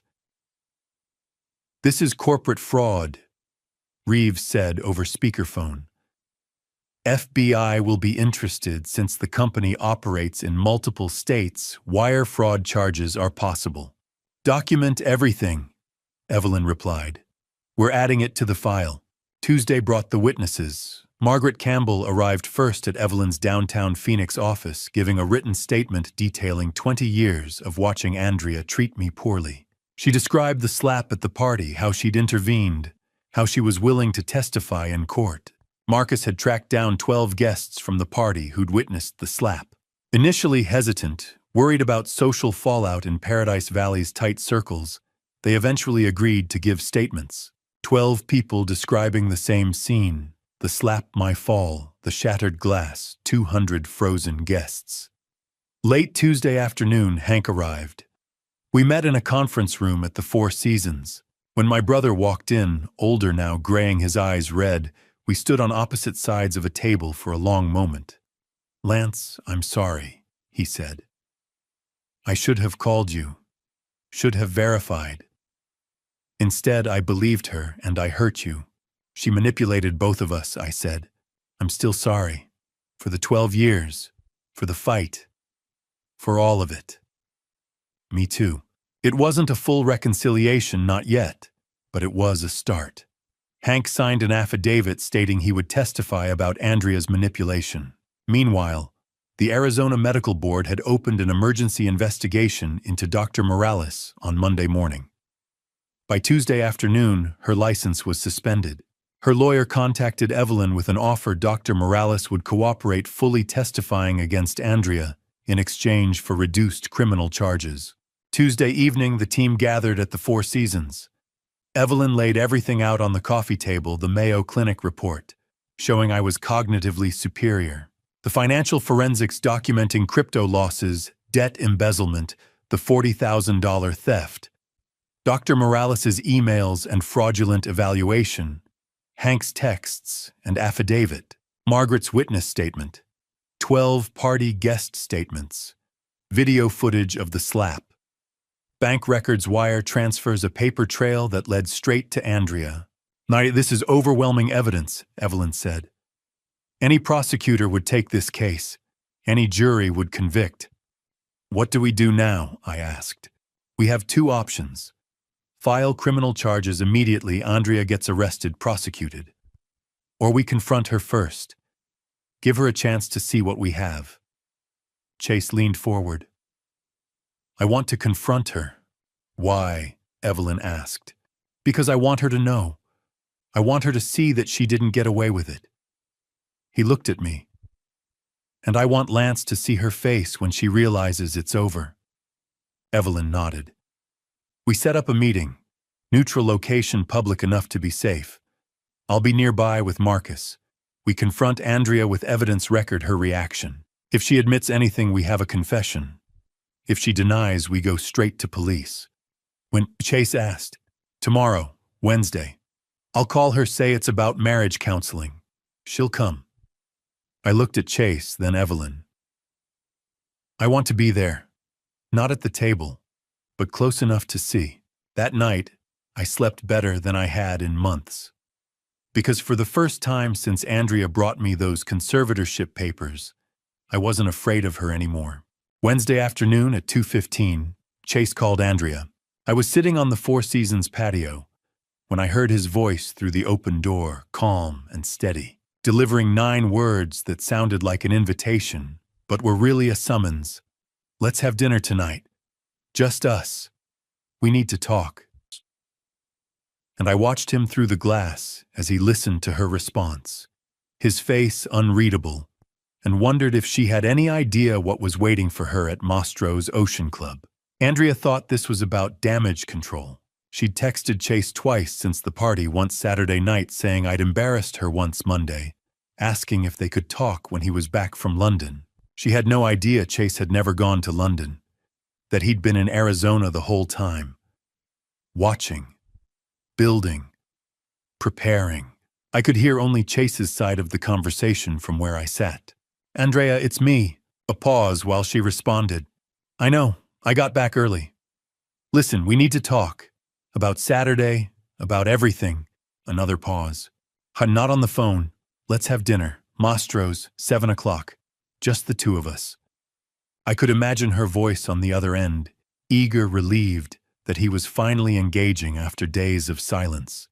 "We'll talk about all of it," he said, his tone controlled. "But face to face, will you come?" A longer pause. "Good. 7 p.m., private dining room. I'll make the reservation." She said something else. I caught the faint edge of affection in whatever words she used. "See you then," Chase said and ended the call. He set the phone down and stood there for a moment, staring out at the desert. I walked to the doorway. "What did she say?" I asked. Chase turned. "That she's sorry I had to deal with Dad's outburst. That she wants to explain. That she loves me." He paused, his expression somewhere between sadness and steel. She has no idea what's about to happen." By 3 o'clock, Evelyn had arrived with the final strategy. We gathered in the Four Seasons conference room for what she called a rehearsal. Chase sat across from her while she walked him through every step of the confrontation. "Start calm," Evelyn said. "Don't let her see emotion. Emotion gives her room to manipulate. She's spent years reading you, knowing what buttons to push. Don't give her that opening." Chase nodded. "Present evidence systematically, one piece at a time. Don't dump everything at once or she'll shut down. Build the case layer by layer until there's no room for denial." "What if she tries to leave?" Chase asked. "Let her," Evelyn said. "But she won't. She'll want to explain, to spin, to manage the narrative. That's when you listen. If she says anything incriminating, let her talk. We're recording. Everything she says is evidence." They ran through scenario after scenario. Evelyn played Andrea's role, defensive, tearful, manipulative, while Chase practiced staying controlled. Evelyn turned to me. "You don't have to be there, Lance." "I know," I said. "But I want to. I need to see her face when she realizes." "We'll seat you at a corner table in the main dining room," Evelyn explained. "You'll see them through the glass partition, but they won't see you. You'll be far enough away that you can't hear the conversation, that's safer for you emotionally. You'll watch body language reactions. Is that okay?" "That's perfect," I said. At 6:30, Marcus and a tech specialist arrived at Mastro's Ocean Club ahead of us. The restaurant was an upscale steakhouse in North Scottsdale. Marcus planted tiny cameras in the private room Chase had reserved legal under Arizona's one-party consent law, since Chase was a participant in the conversation. Audio recording devices served as backup. Evelyn and Marcus would monitor everything from an SUV in the parking lot. At 6:45, the restaurant manager seated me at a corner booth in the main dining room. My table had a clear sight line through a glass partition to the entrance of the private room where Chase and Andrea would sit. I ordered coffee I knew I wouldn't drink. My stomach was in knots. I wore a baseball cap and kept my head down, just another diner among the Wednesday evening crowd. Chase arrived at 6:50. I watched him walk past my table without a glance, heading to the private room. He sat down at the table with his back to the main dining room. He placed a leather portfolio in front of him. Inside, I knew, was an iPad loaded with evidence. Divorce papers in one envelope, a police report in another. Andrea arrived at 7:02. I saw her walk through the main dining room before the hostess led her away. She wore a white sheath dress, and her hair was blown out in soft waves. Her makeup was flawless. She moved with the confident stride of someone who believed she was about to smooth over a difficult situation, maybe even salvage her marriage. The hostess led her to the private room. Through the glass partition, I watched Andrea enter, her face lighting up when she saw Chase. She leaned down and kissed his cheek.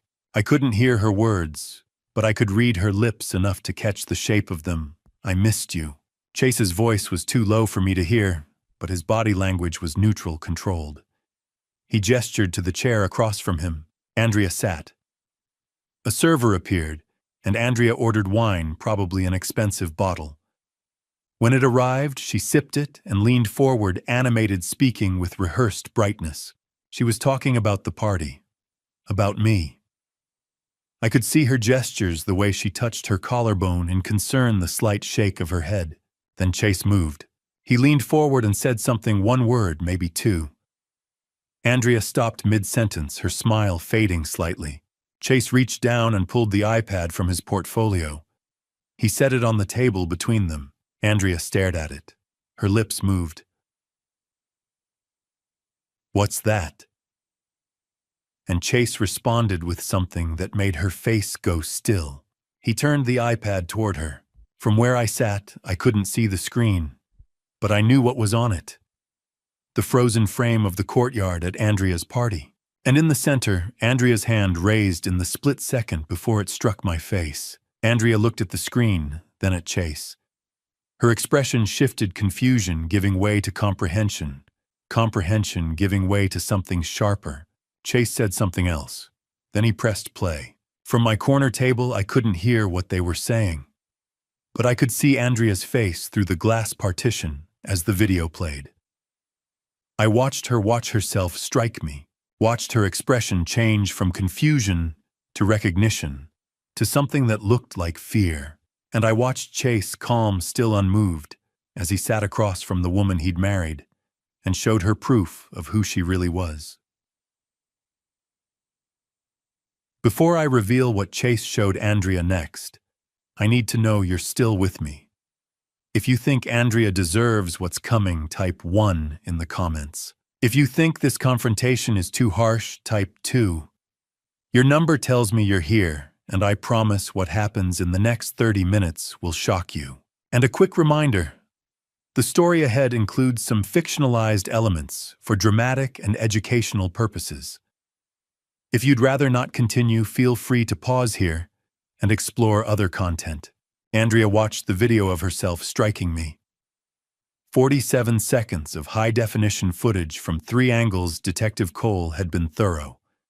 She watched the champagne glass shatter, watched me fall, watched 200 people stand frozen while Margaret Campbell knelt beside me and wrapped my injured hand in a napkin. And when the video ended and the iPad screen went black, Andrea looked up at Chase and said the only thing she could think to say, "That's not what it looks like." Chase had rehearsed this moment with Evelyn 6 times. He knew every response Andrea might give, every deflection, every excuse, every manipulation tactic. Evelyn had coached him. She'll deny, then deflect, then cry, then blame. Don't react to any of it. Just keep presenting evidence. And that's exactly what Chase did.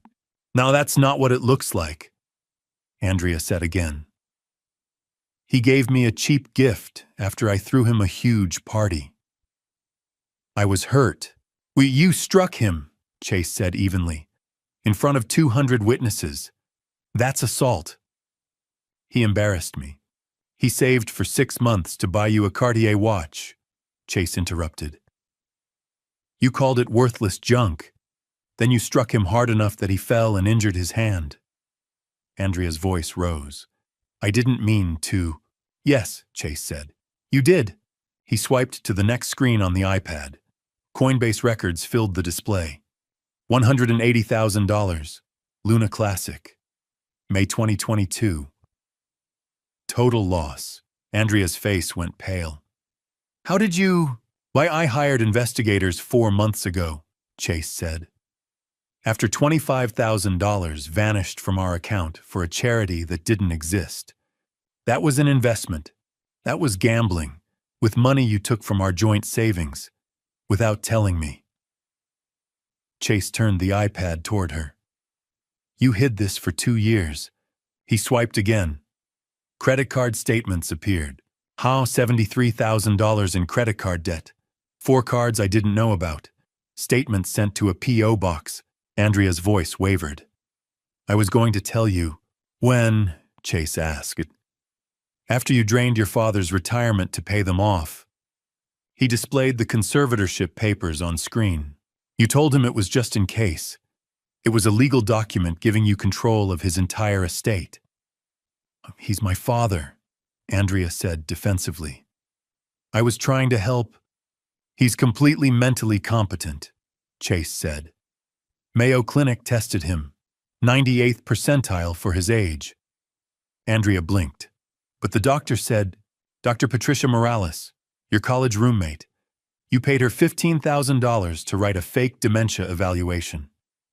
Chase pulled up the email chain. Andrea's eyes scanned the screen and the color drained from her face. Her own words stared back at her, demanding the diagnosis, mentioning the owed favor offering $15,000. She committed medical fraud. For money. Because you blackmailed her with a cheating incident from 15 years ago. Chase showed the bank transfer. $15,000. July 2nd. Dr. Morales' medical license was suspended yesterday. She's cooperating with authorities. She'll testify against you. Andrea opened her mouth, then closed it. Chase swiped again. Text messages appeared. You contacted Lance's brother. Told him Lance was declining, leaving the stove on, causing fires. All lies. You were building a case. You needed family corroboration for the conservatorship petition. You manipulated Hank into supporting something based on complete fabrication. Marchishan.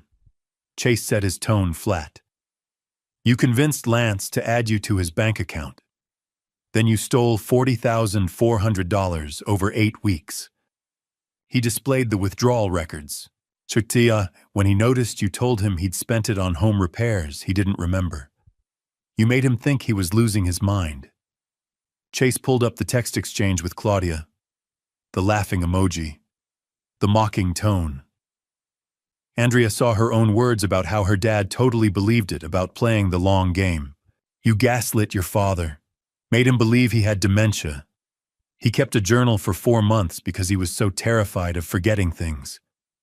Andrea's eyes filled with tears. I didn't mean for him to. Yes, you did. You wanted him scared, compliant, easy to control. Chase swiped one more time. Corporate expense records filled the screen. And while you were stealing from your father, you were stealing from your employer. $48,000 in false expense claims over 18 months. He scrolled through the list.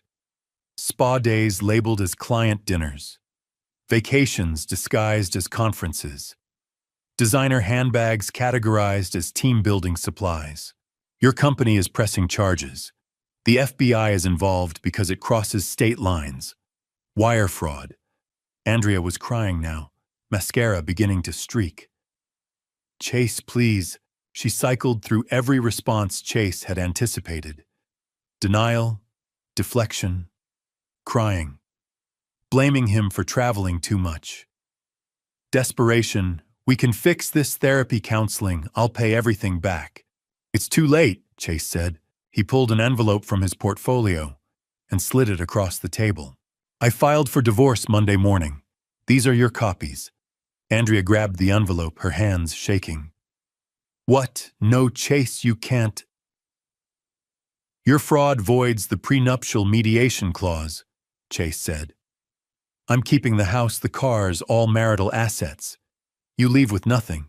Andrea reached across the table and grabbed his hand. Please, I'll do anything. We can work through this. Chase pulled his hand away. We can't work through fraud. We can't work through elder abuse.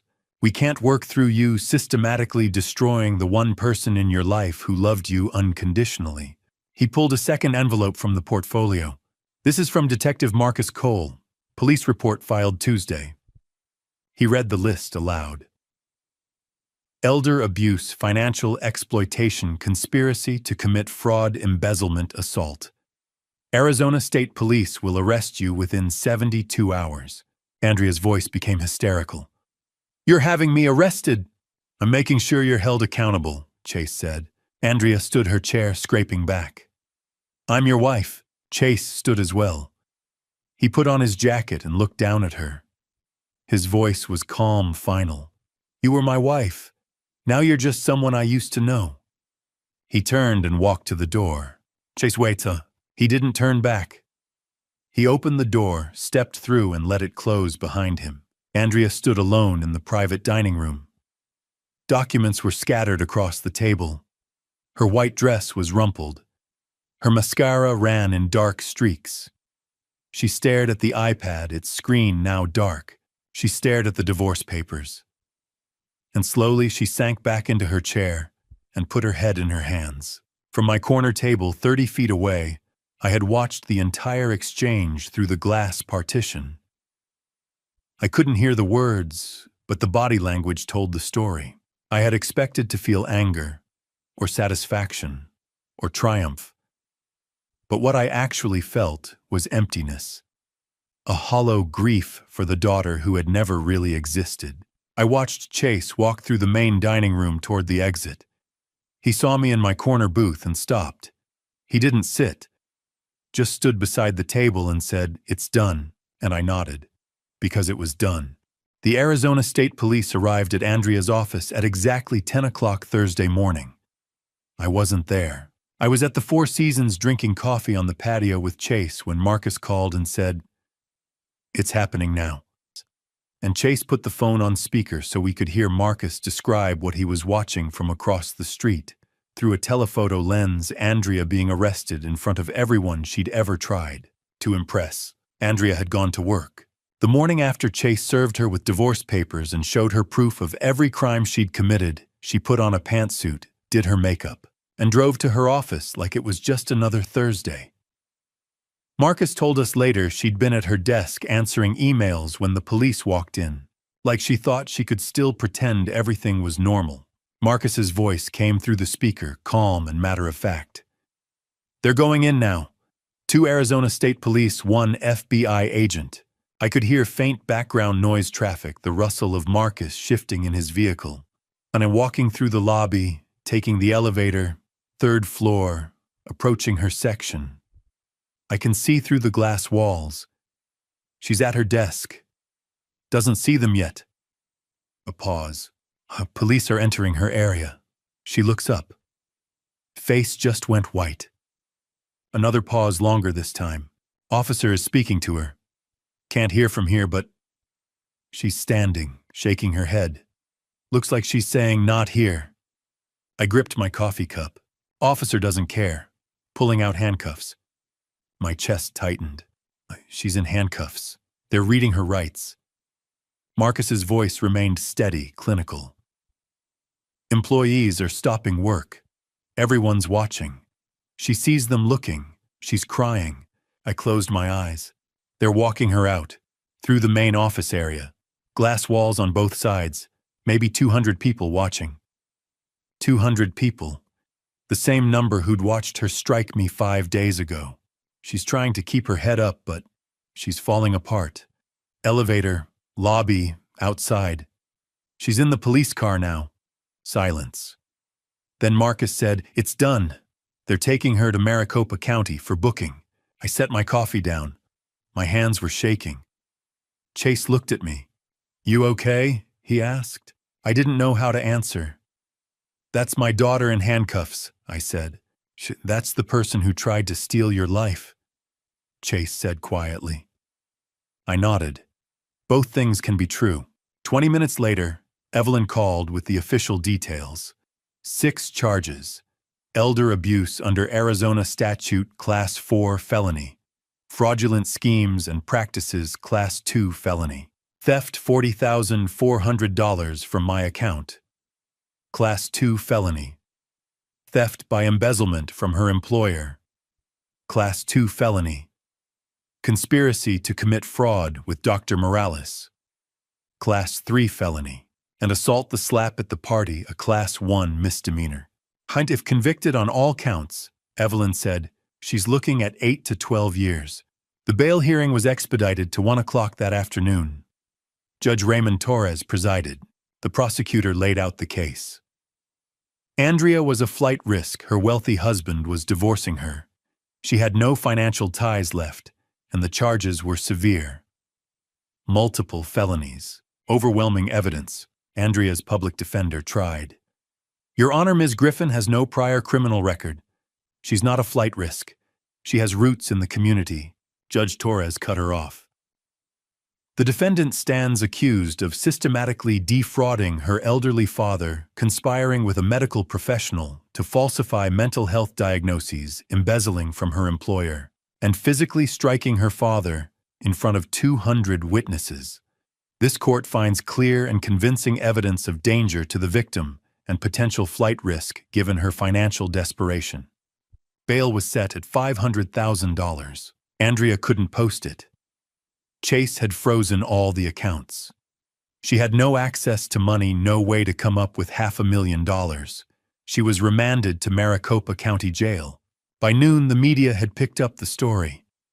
The Arizona Republic ran a headline, "Scottsdale 5P Arrested in Elder Abuse Scheme." The article named Andrea, listed her age and position, and detailed the charges. The company issued a statement within the hour. "We are shocked and dismayed. Mrs. Griffin's employment has been terminated effective immediately. We are cooperating fully with law enforcement."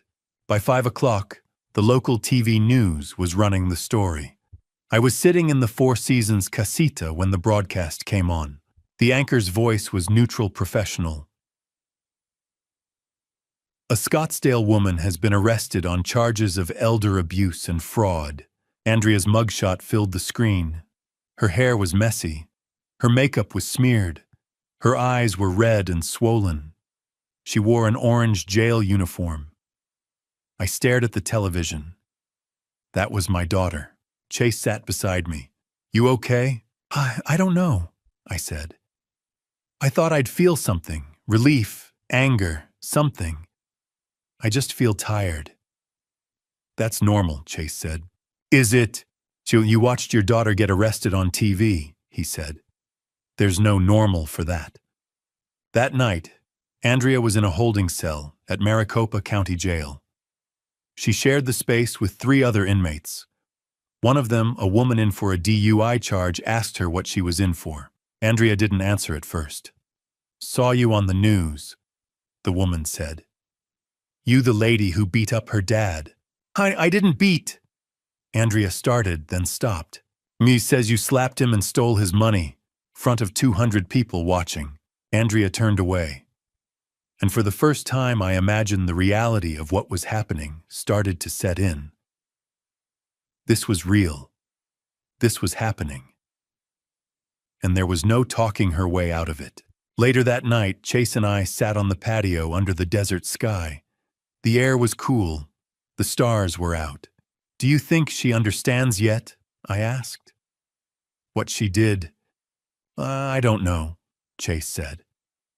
"Maybe. Or maybe she's still thinking this is something she can talk her way out of. Can she?" "No," Chase said. "Evelyn's case is airtight. Best she can hope for is a plea deal." "How long would that be?" 18 months, maybe 2 years if she pleads guilty. Trial could be 8 to 12. I was quiet for a moment.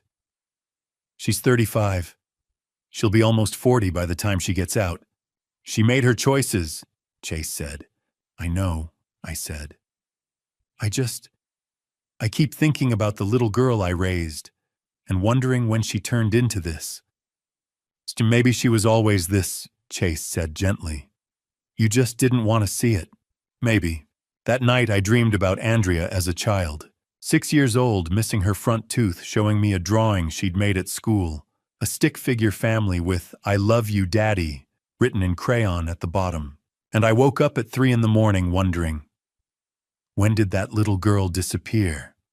When did the daughter I loved become someone I didn't know? And would I ever stop grieving for the child she used to be? I thought seeing Andrea arrested would give me closure. But watching her unravel over the next 4 weeks, losing everything she'd built on lies, taught me that justice isn't a moment. It's a process. I woke the morning after the arrest in Chase's penthouse sunlight, streaming through floor-to-ceiling windows that overlooked Scottsdale. My phone screen showed 47 missed calls from unknown numbers reporters, I guessed. On the kitchen counter, Chase had left the morning paper folded open. The headline read, "Marketing VP Arrested in Elder Abuse Case." Andrea's mugshot stared up at me. Orange jail uniform, hollow eyes. I folded the paper closed. Chase appeared with coffee and asked if I wanted to talk to the press. I said no. Evelyn would handle it. Week 1 moved like a slow-motion avalanche. Friday, October 11th, Andrea stood before Judge Rebecca Torres at her arraignment in Maricopa County Superior Court. 11 felony counts, 4 charges of elder abuse, 5 of theft and fraud, 1 conspiracy. 1 witness tampering added after jail officials intercepted a recorded call where Andrea had tried to reach my brother Hank, asking him to recant his statement. Bail remained $500,000. Andrea stayed at 4th Avenue Jail. Monday, October 14th, Chase's attorney filed the dissolution of marriage petition.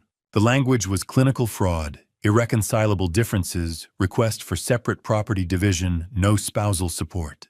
Chase told me over breakfast that he'd removed his wedding ring the night of the restaurant confrontation.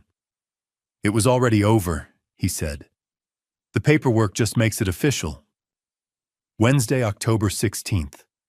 Andrea's employer placed her on unpaid administrative leave. By Thursday, the local news ran a 10-minute segment titled, "Daughter Accused of Defrauding Elderly Father." I declined interview requests. Chase issued a brief statement through Evelyn. Lance Griffin is recovering and grateful for the justice system. I watched the broadcast from the penthouse couch. I expected to feel vindication, maybe even satisfaction. Instead, I felt a tired kind of relief. I didn't want revenge, I told Chase. I just wanted her to stop. She has, Chase said. Week 2 brought the professional collapse. Monday, October 17th. Andrea's employer completed an internal audit. They'd discovered $48,000 in fraudulent expense claims. The company terminated her employment for cause and referred the case to the Maricopa County attorney for additional charges. Tuesday, October 18th. The Arizona State Board of Behavioral Health Examiners suspended Dr. Patricia Morales' medical license. An FBI probe had uncovered a broader Medicaid fraud scheme. Morales had billed for mental health assessments she'd never actually conducted. Dozens of other victims. Files going back 3 years. Thursday, October 20th. The social distancing began. One of Andrea's closest friends posted a cryptic message online. Sometimes the people you think you know, you don't. By week's end, 197 of the party guests had unfriended Andrea. 12 had agreed to provide formal witness statements to the prosecution. Saturday, October 22nd. A real estate appraiser visited the Paradise Valley House, 6,000 square feet, Spanish colonial architecture appraised at $1.8 million. Chase's attorney filed a motion to freeze all marital assets pending the divorce settlement. That same Saturday, Margaret Campbell knocked on the penthouse door carrying a casserole dish of homemade lasagna. She'd been my neighbor for 20 years. She'd watched Andrea grow up, and now she stood in Chase's kitchen and told me, "You're not alone, Lance." It was the first time in years I actually believed that. Week 3 tightened the legal vice. Monday, October 24th. The prosecutor's office added 2 more theft counts and 1 count of witness tampering for the jail call to Hank. Andrea's total charges now numbered 14. Wednesday, October 26th. Evelyn called with an update. The preliminary hearing was scheduled for November 18th. If she doesn't take a plea, Evelyn explained, this goes to trial in February 2025. Friday, October 28th. Andrea's public defender advised her to accept a deal. Plead guilty to 5 counts, 3 elder abuse, 2 theft. Recommended sentence 18 to 36 months. Restitution $113,400 covering the stolen money plus my legal fees. 5 years probation after release. Andrea hadn't decided yet.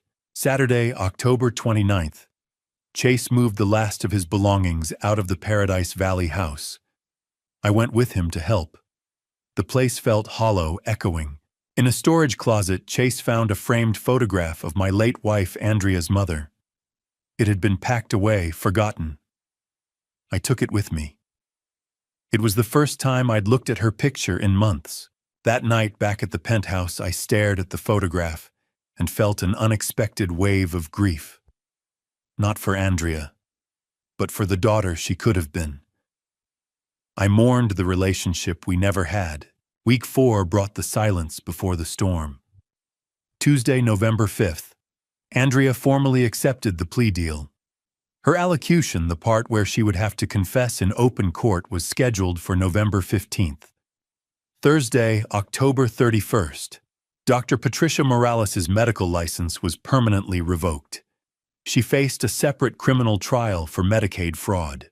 The federal prosecutor estimated 5 to 10 years in prison. Saturday, November 2nd. Chase and I had dinner on the penthouse balcony. He told me he'd started seeing someone, a woman named Sarah, a pediatric nurse he'd met at a charity event. "I want you to meet her," he said. Then quieter, "And I'd like you to be my best man, someday, when we get there." I said yes. It was the first time in years I'd felt hope for something other than survival. Sunday, November 3rd. I wrote in my journal a new habit from the therapy sessions Chase had quietly arranged for me. The entry read, "4 weeks ago, I thought my life was over. Today I realized it's just beginning." I looked out at the Scottsdale city lights and thought about Paula, my late wife's best friend, who Chase said had been asking about me. I thought about the volunteer work Evelyn had mentioned, an elder abuse hotline that needed people who'd been through it. And I felt something I hadn't felt in months, calm. Not happiness yet, but the absence of fear. On November 3rd, exactly 4 weeks after Andrea's arrest, I wrote in my journal, "I think I'm ready to forgive. Not her, not yet, maybe not ever. But myself. For staying silent so long, for believing her lies, for thinking I deserved it." The next morning, Chase knocked on my door with 2 cups of coffee and a crazy idea.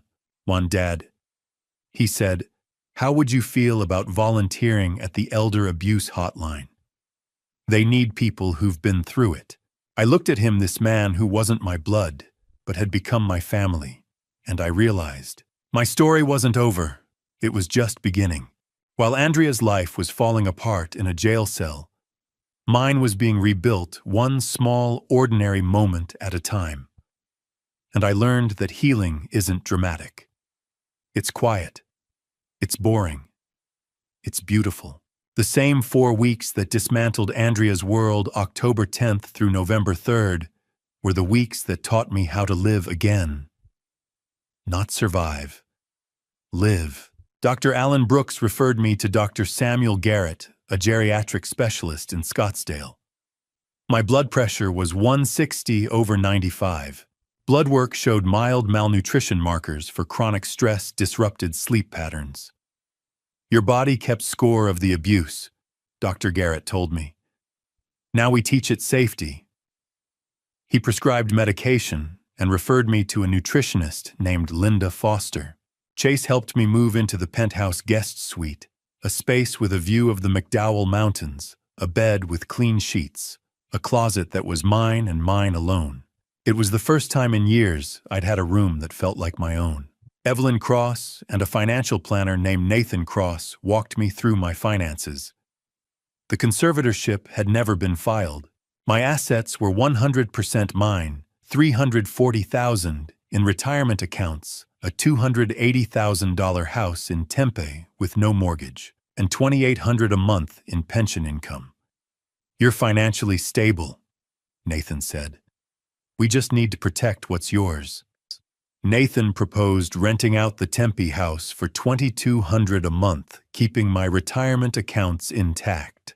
opening a new checking account with Chase as a temporary co-signer to prevent fraud. I had my first therapy session with Dr. Rebecca Stone, a trauma-informed therapist who specialized in elder abuse. 50 minutes. I described 18 months of manipulation, gaslighting, theft, and public humiliation. I broke down twice. Dr. Stone handed me tissues and said, "You survived. Now we help you thrive." Margaret Campbell visited with homemade lasagna. We sat on the penthouse couch, ate together, and watched Jeopardy! I laughed at a contestant who missed an obvious answer the first time I'd laughed in months. I walked around Chase's neighborhood. 20 minutes. The desert sunset painted the sky orange and pink. I thought, I'm still here. I'm still alive. Routine became my anchor. Breakfast at 7, walk at 8, therapy Thursdays at 2.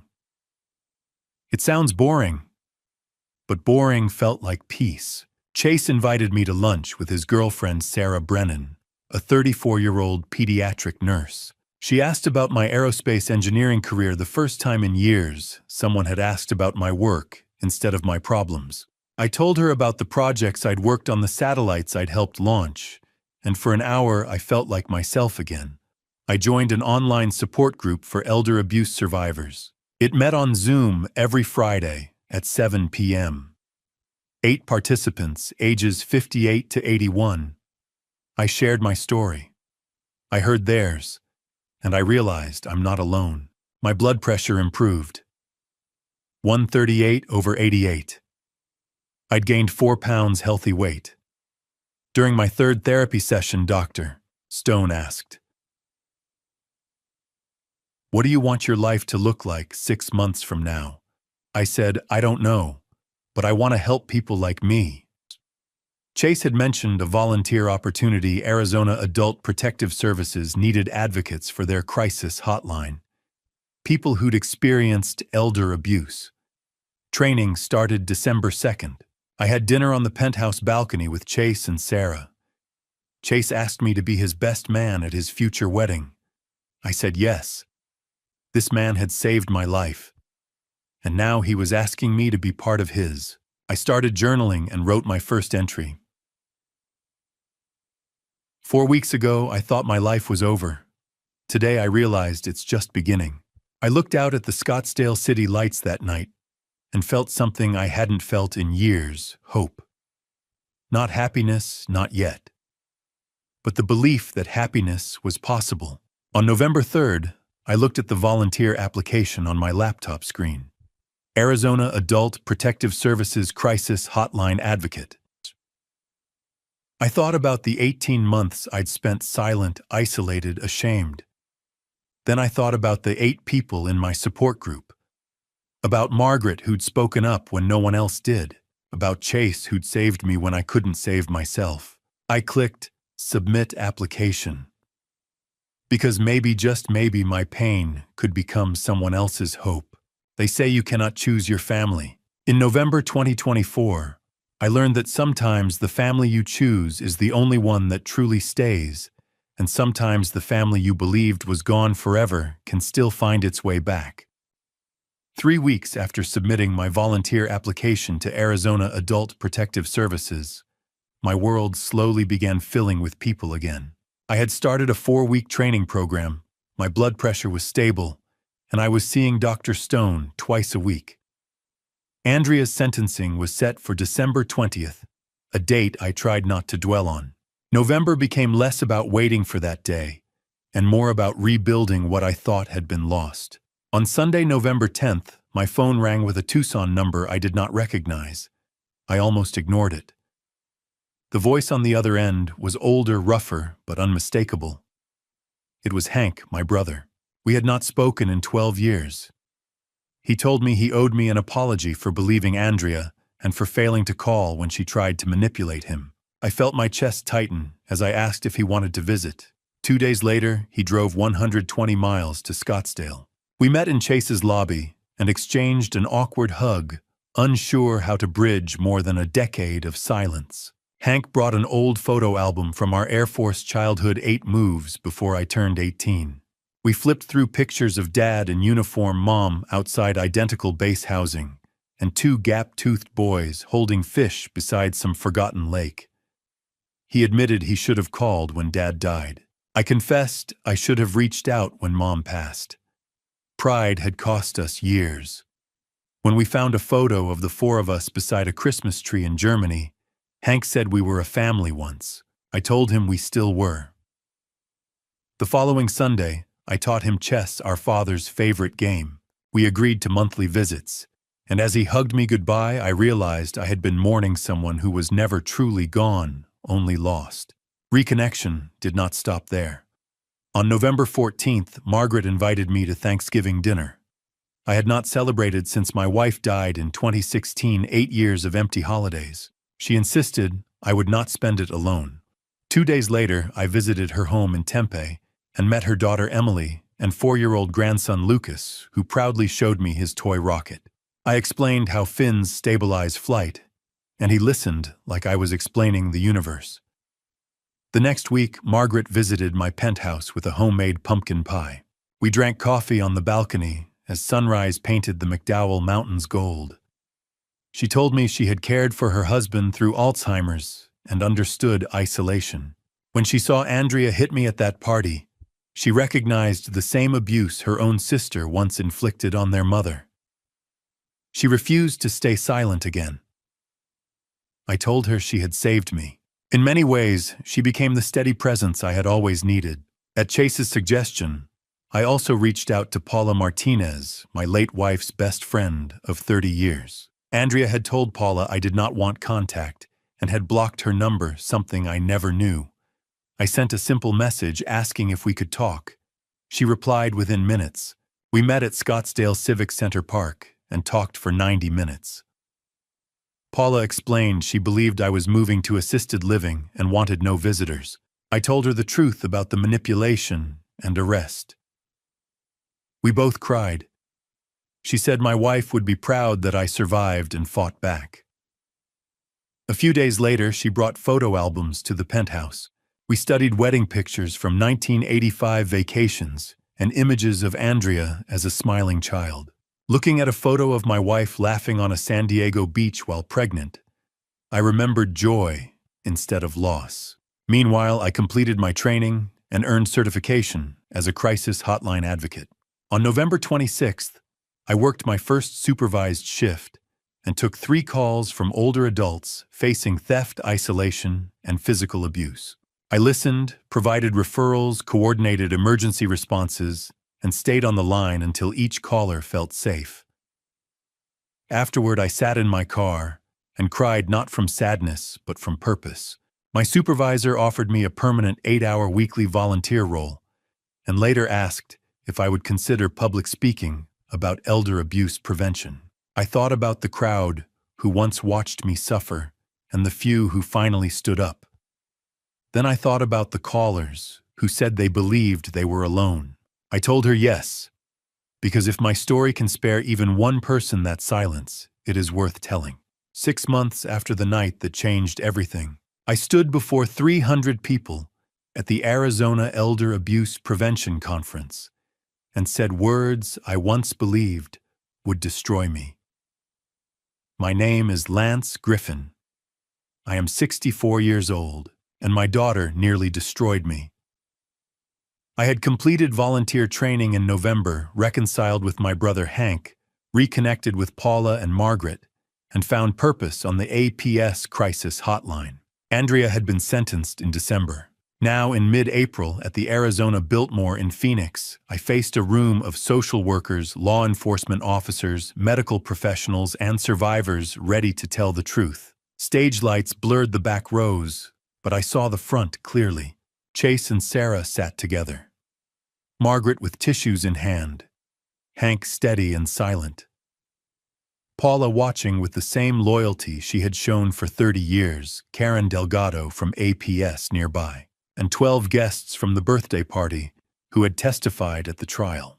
I described October 5th, the celebration, with 200 guests, the Cartier watch I saved 6 months to buy, and the slap that sent me to the ground with glass in my hand and blood on stone. I spoke about 18 months of isolation, financial control, and gaslighting.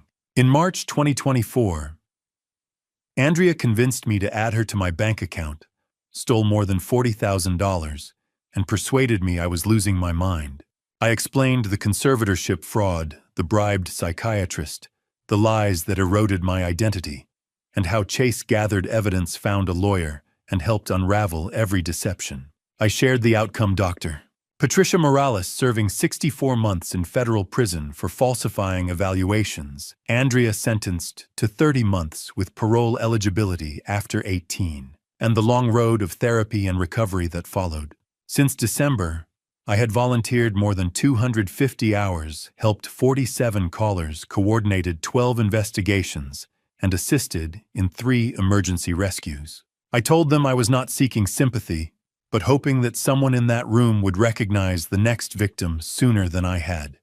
The applause rose into a standing ovation. 14 people approached me afterward with their stories, and an elderly woman squeezed my hand and thanked me for speaking what she had never dared to say. When I saw Chase wiping his eyes, pride replaced every ounce of shame. At lunch, I stood on the terrace reflecting on how far we had come. Andrea was serving her sentence in minimum security at Perryville after pleading guilty to elder abuse and theft. She owed $113,400 in restitution and would face probation therapy, wage garnishment, and a permanent restraining order after release. Dr. Morales was incarcerated in California, her license revoked, and restitution ordered. Chase's divorce finalized in February. Thanks to the prenup's fraud clause, Andrea received nothing. He kept the Paradise Valley home, earned a promotion to regional CEO, and became engaged to Sarah with an October wedding planned. He insisted I remain in his penthouse because, as he said, I was family. Hank visited monthly, and in January we stood together at our parents' graves for the first time in years. Margaret shared weekly dinners, and now volunteered beside me on the hotline. Paula and I visited my late wife's grave each month and co-facilitated a grief group she introduced me to. My health stabilized, my finances recovered, and my calendar filled with support groups, volunteer hours, and speaking engagements. I was no longer isolated. I was connected. That evening, back on the penthouse balcony at sunset, we gathered for dinner. Chase grilled, Sarah prepared salad. Margaret brought dessert, Paula poured wine, and Hank set up a chessboard. When Sarah asked how the speech felt, I told her it was terrifying and freeing at once, as if I had reclaimed my life. Chase called me Dad and said he was proud. For the first time, I told them I was proud of myself. As city lights flickered below and laughter drifted from inside, I understood that I would never be the silent man who endured abuse again. Andrea had taken time, money, and dignity, but she had not taken my future. I stepped back into the warmth of chosen family, knowing that this moment, this life rebuilt from truth, was more than enough. And to you listening to this family story, remember this. I spent 18 months believing I deserved the abuse because Andrea was my blood. But God doesn't measure family by DNA. He measures it by love, protection, and sacrifice. Chase Harrington, the man who saved me, proved that family story isn't written in genetics. It's written in choices. Looking back at my own family story, I see the mistakes clearly now. I stayed silent when I should have spoken. I believed lies when I should have questioned. I isolated myself when I should have reached out. Don't be like me. Don't wait until you're bleeding on a patio floor to ask for help. The warning signs were there, the gaslighting, the financial control, the isolation. I ignored them all. If you're living through something similar, understand this. Dad revenge isn't what you think it is. Real dad revenge isn't about anger or retaliation. It's about survival, about reclaiming your dignity, about protecting the next victim. My dad revenge was standing in front of 300 people and saying, "This happened to me and it can happen to you." That's the only revenge worth having. God gave me a second chance. Chase gave me a family. And I'm giving you this warning: abuse doesn't announce itself. It creeps in slowly, wrapped in love and manipulation. Trust your instincts. Document everything, and never ever believe you deserve it. If this story resonated with you, please leave a comment below, sharing your thoughts. Your voice matters. Hit the subscribe button and share this with someone who needs to hear it. Together we can break the silence. Thank you for staying with me until the end. A note to our listeners: the stories that follow may contain fictionalized elements created for educational purposes. If you prefer different content, feel free to explore other options on our channel.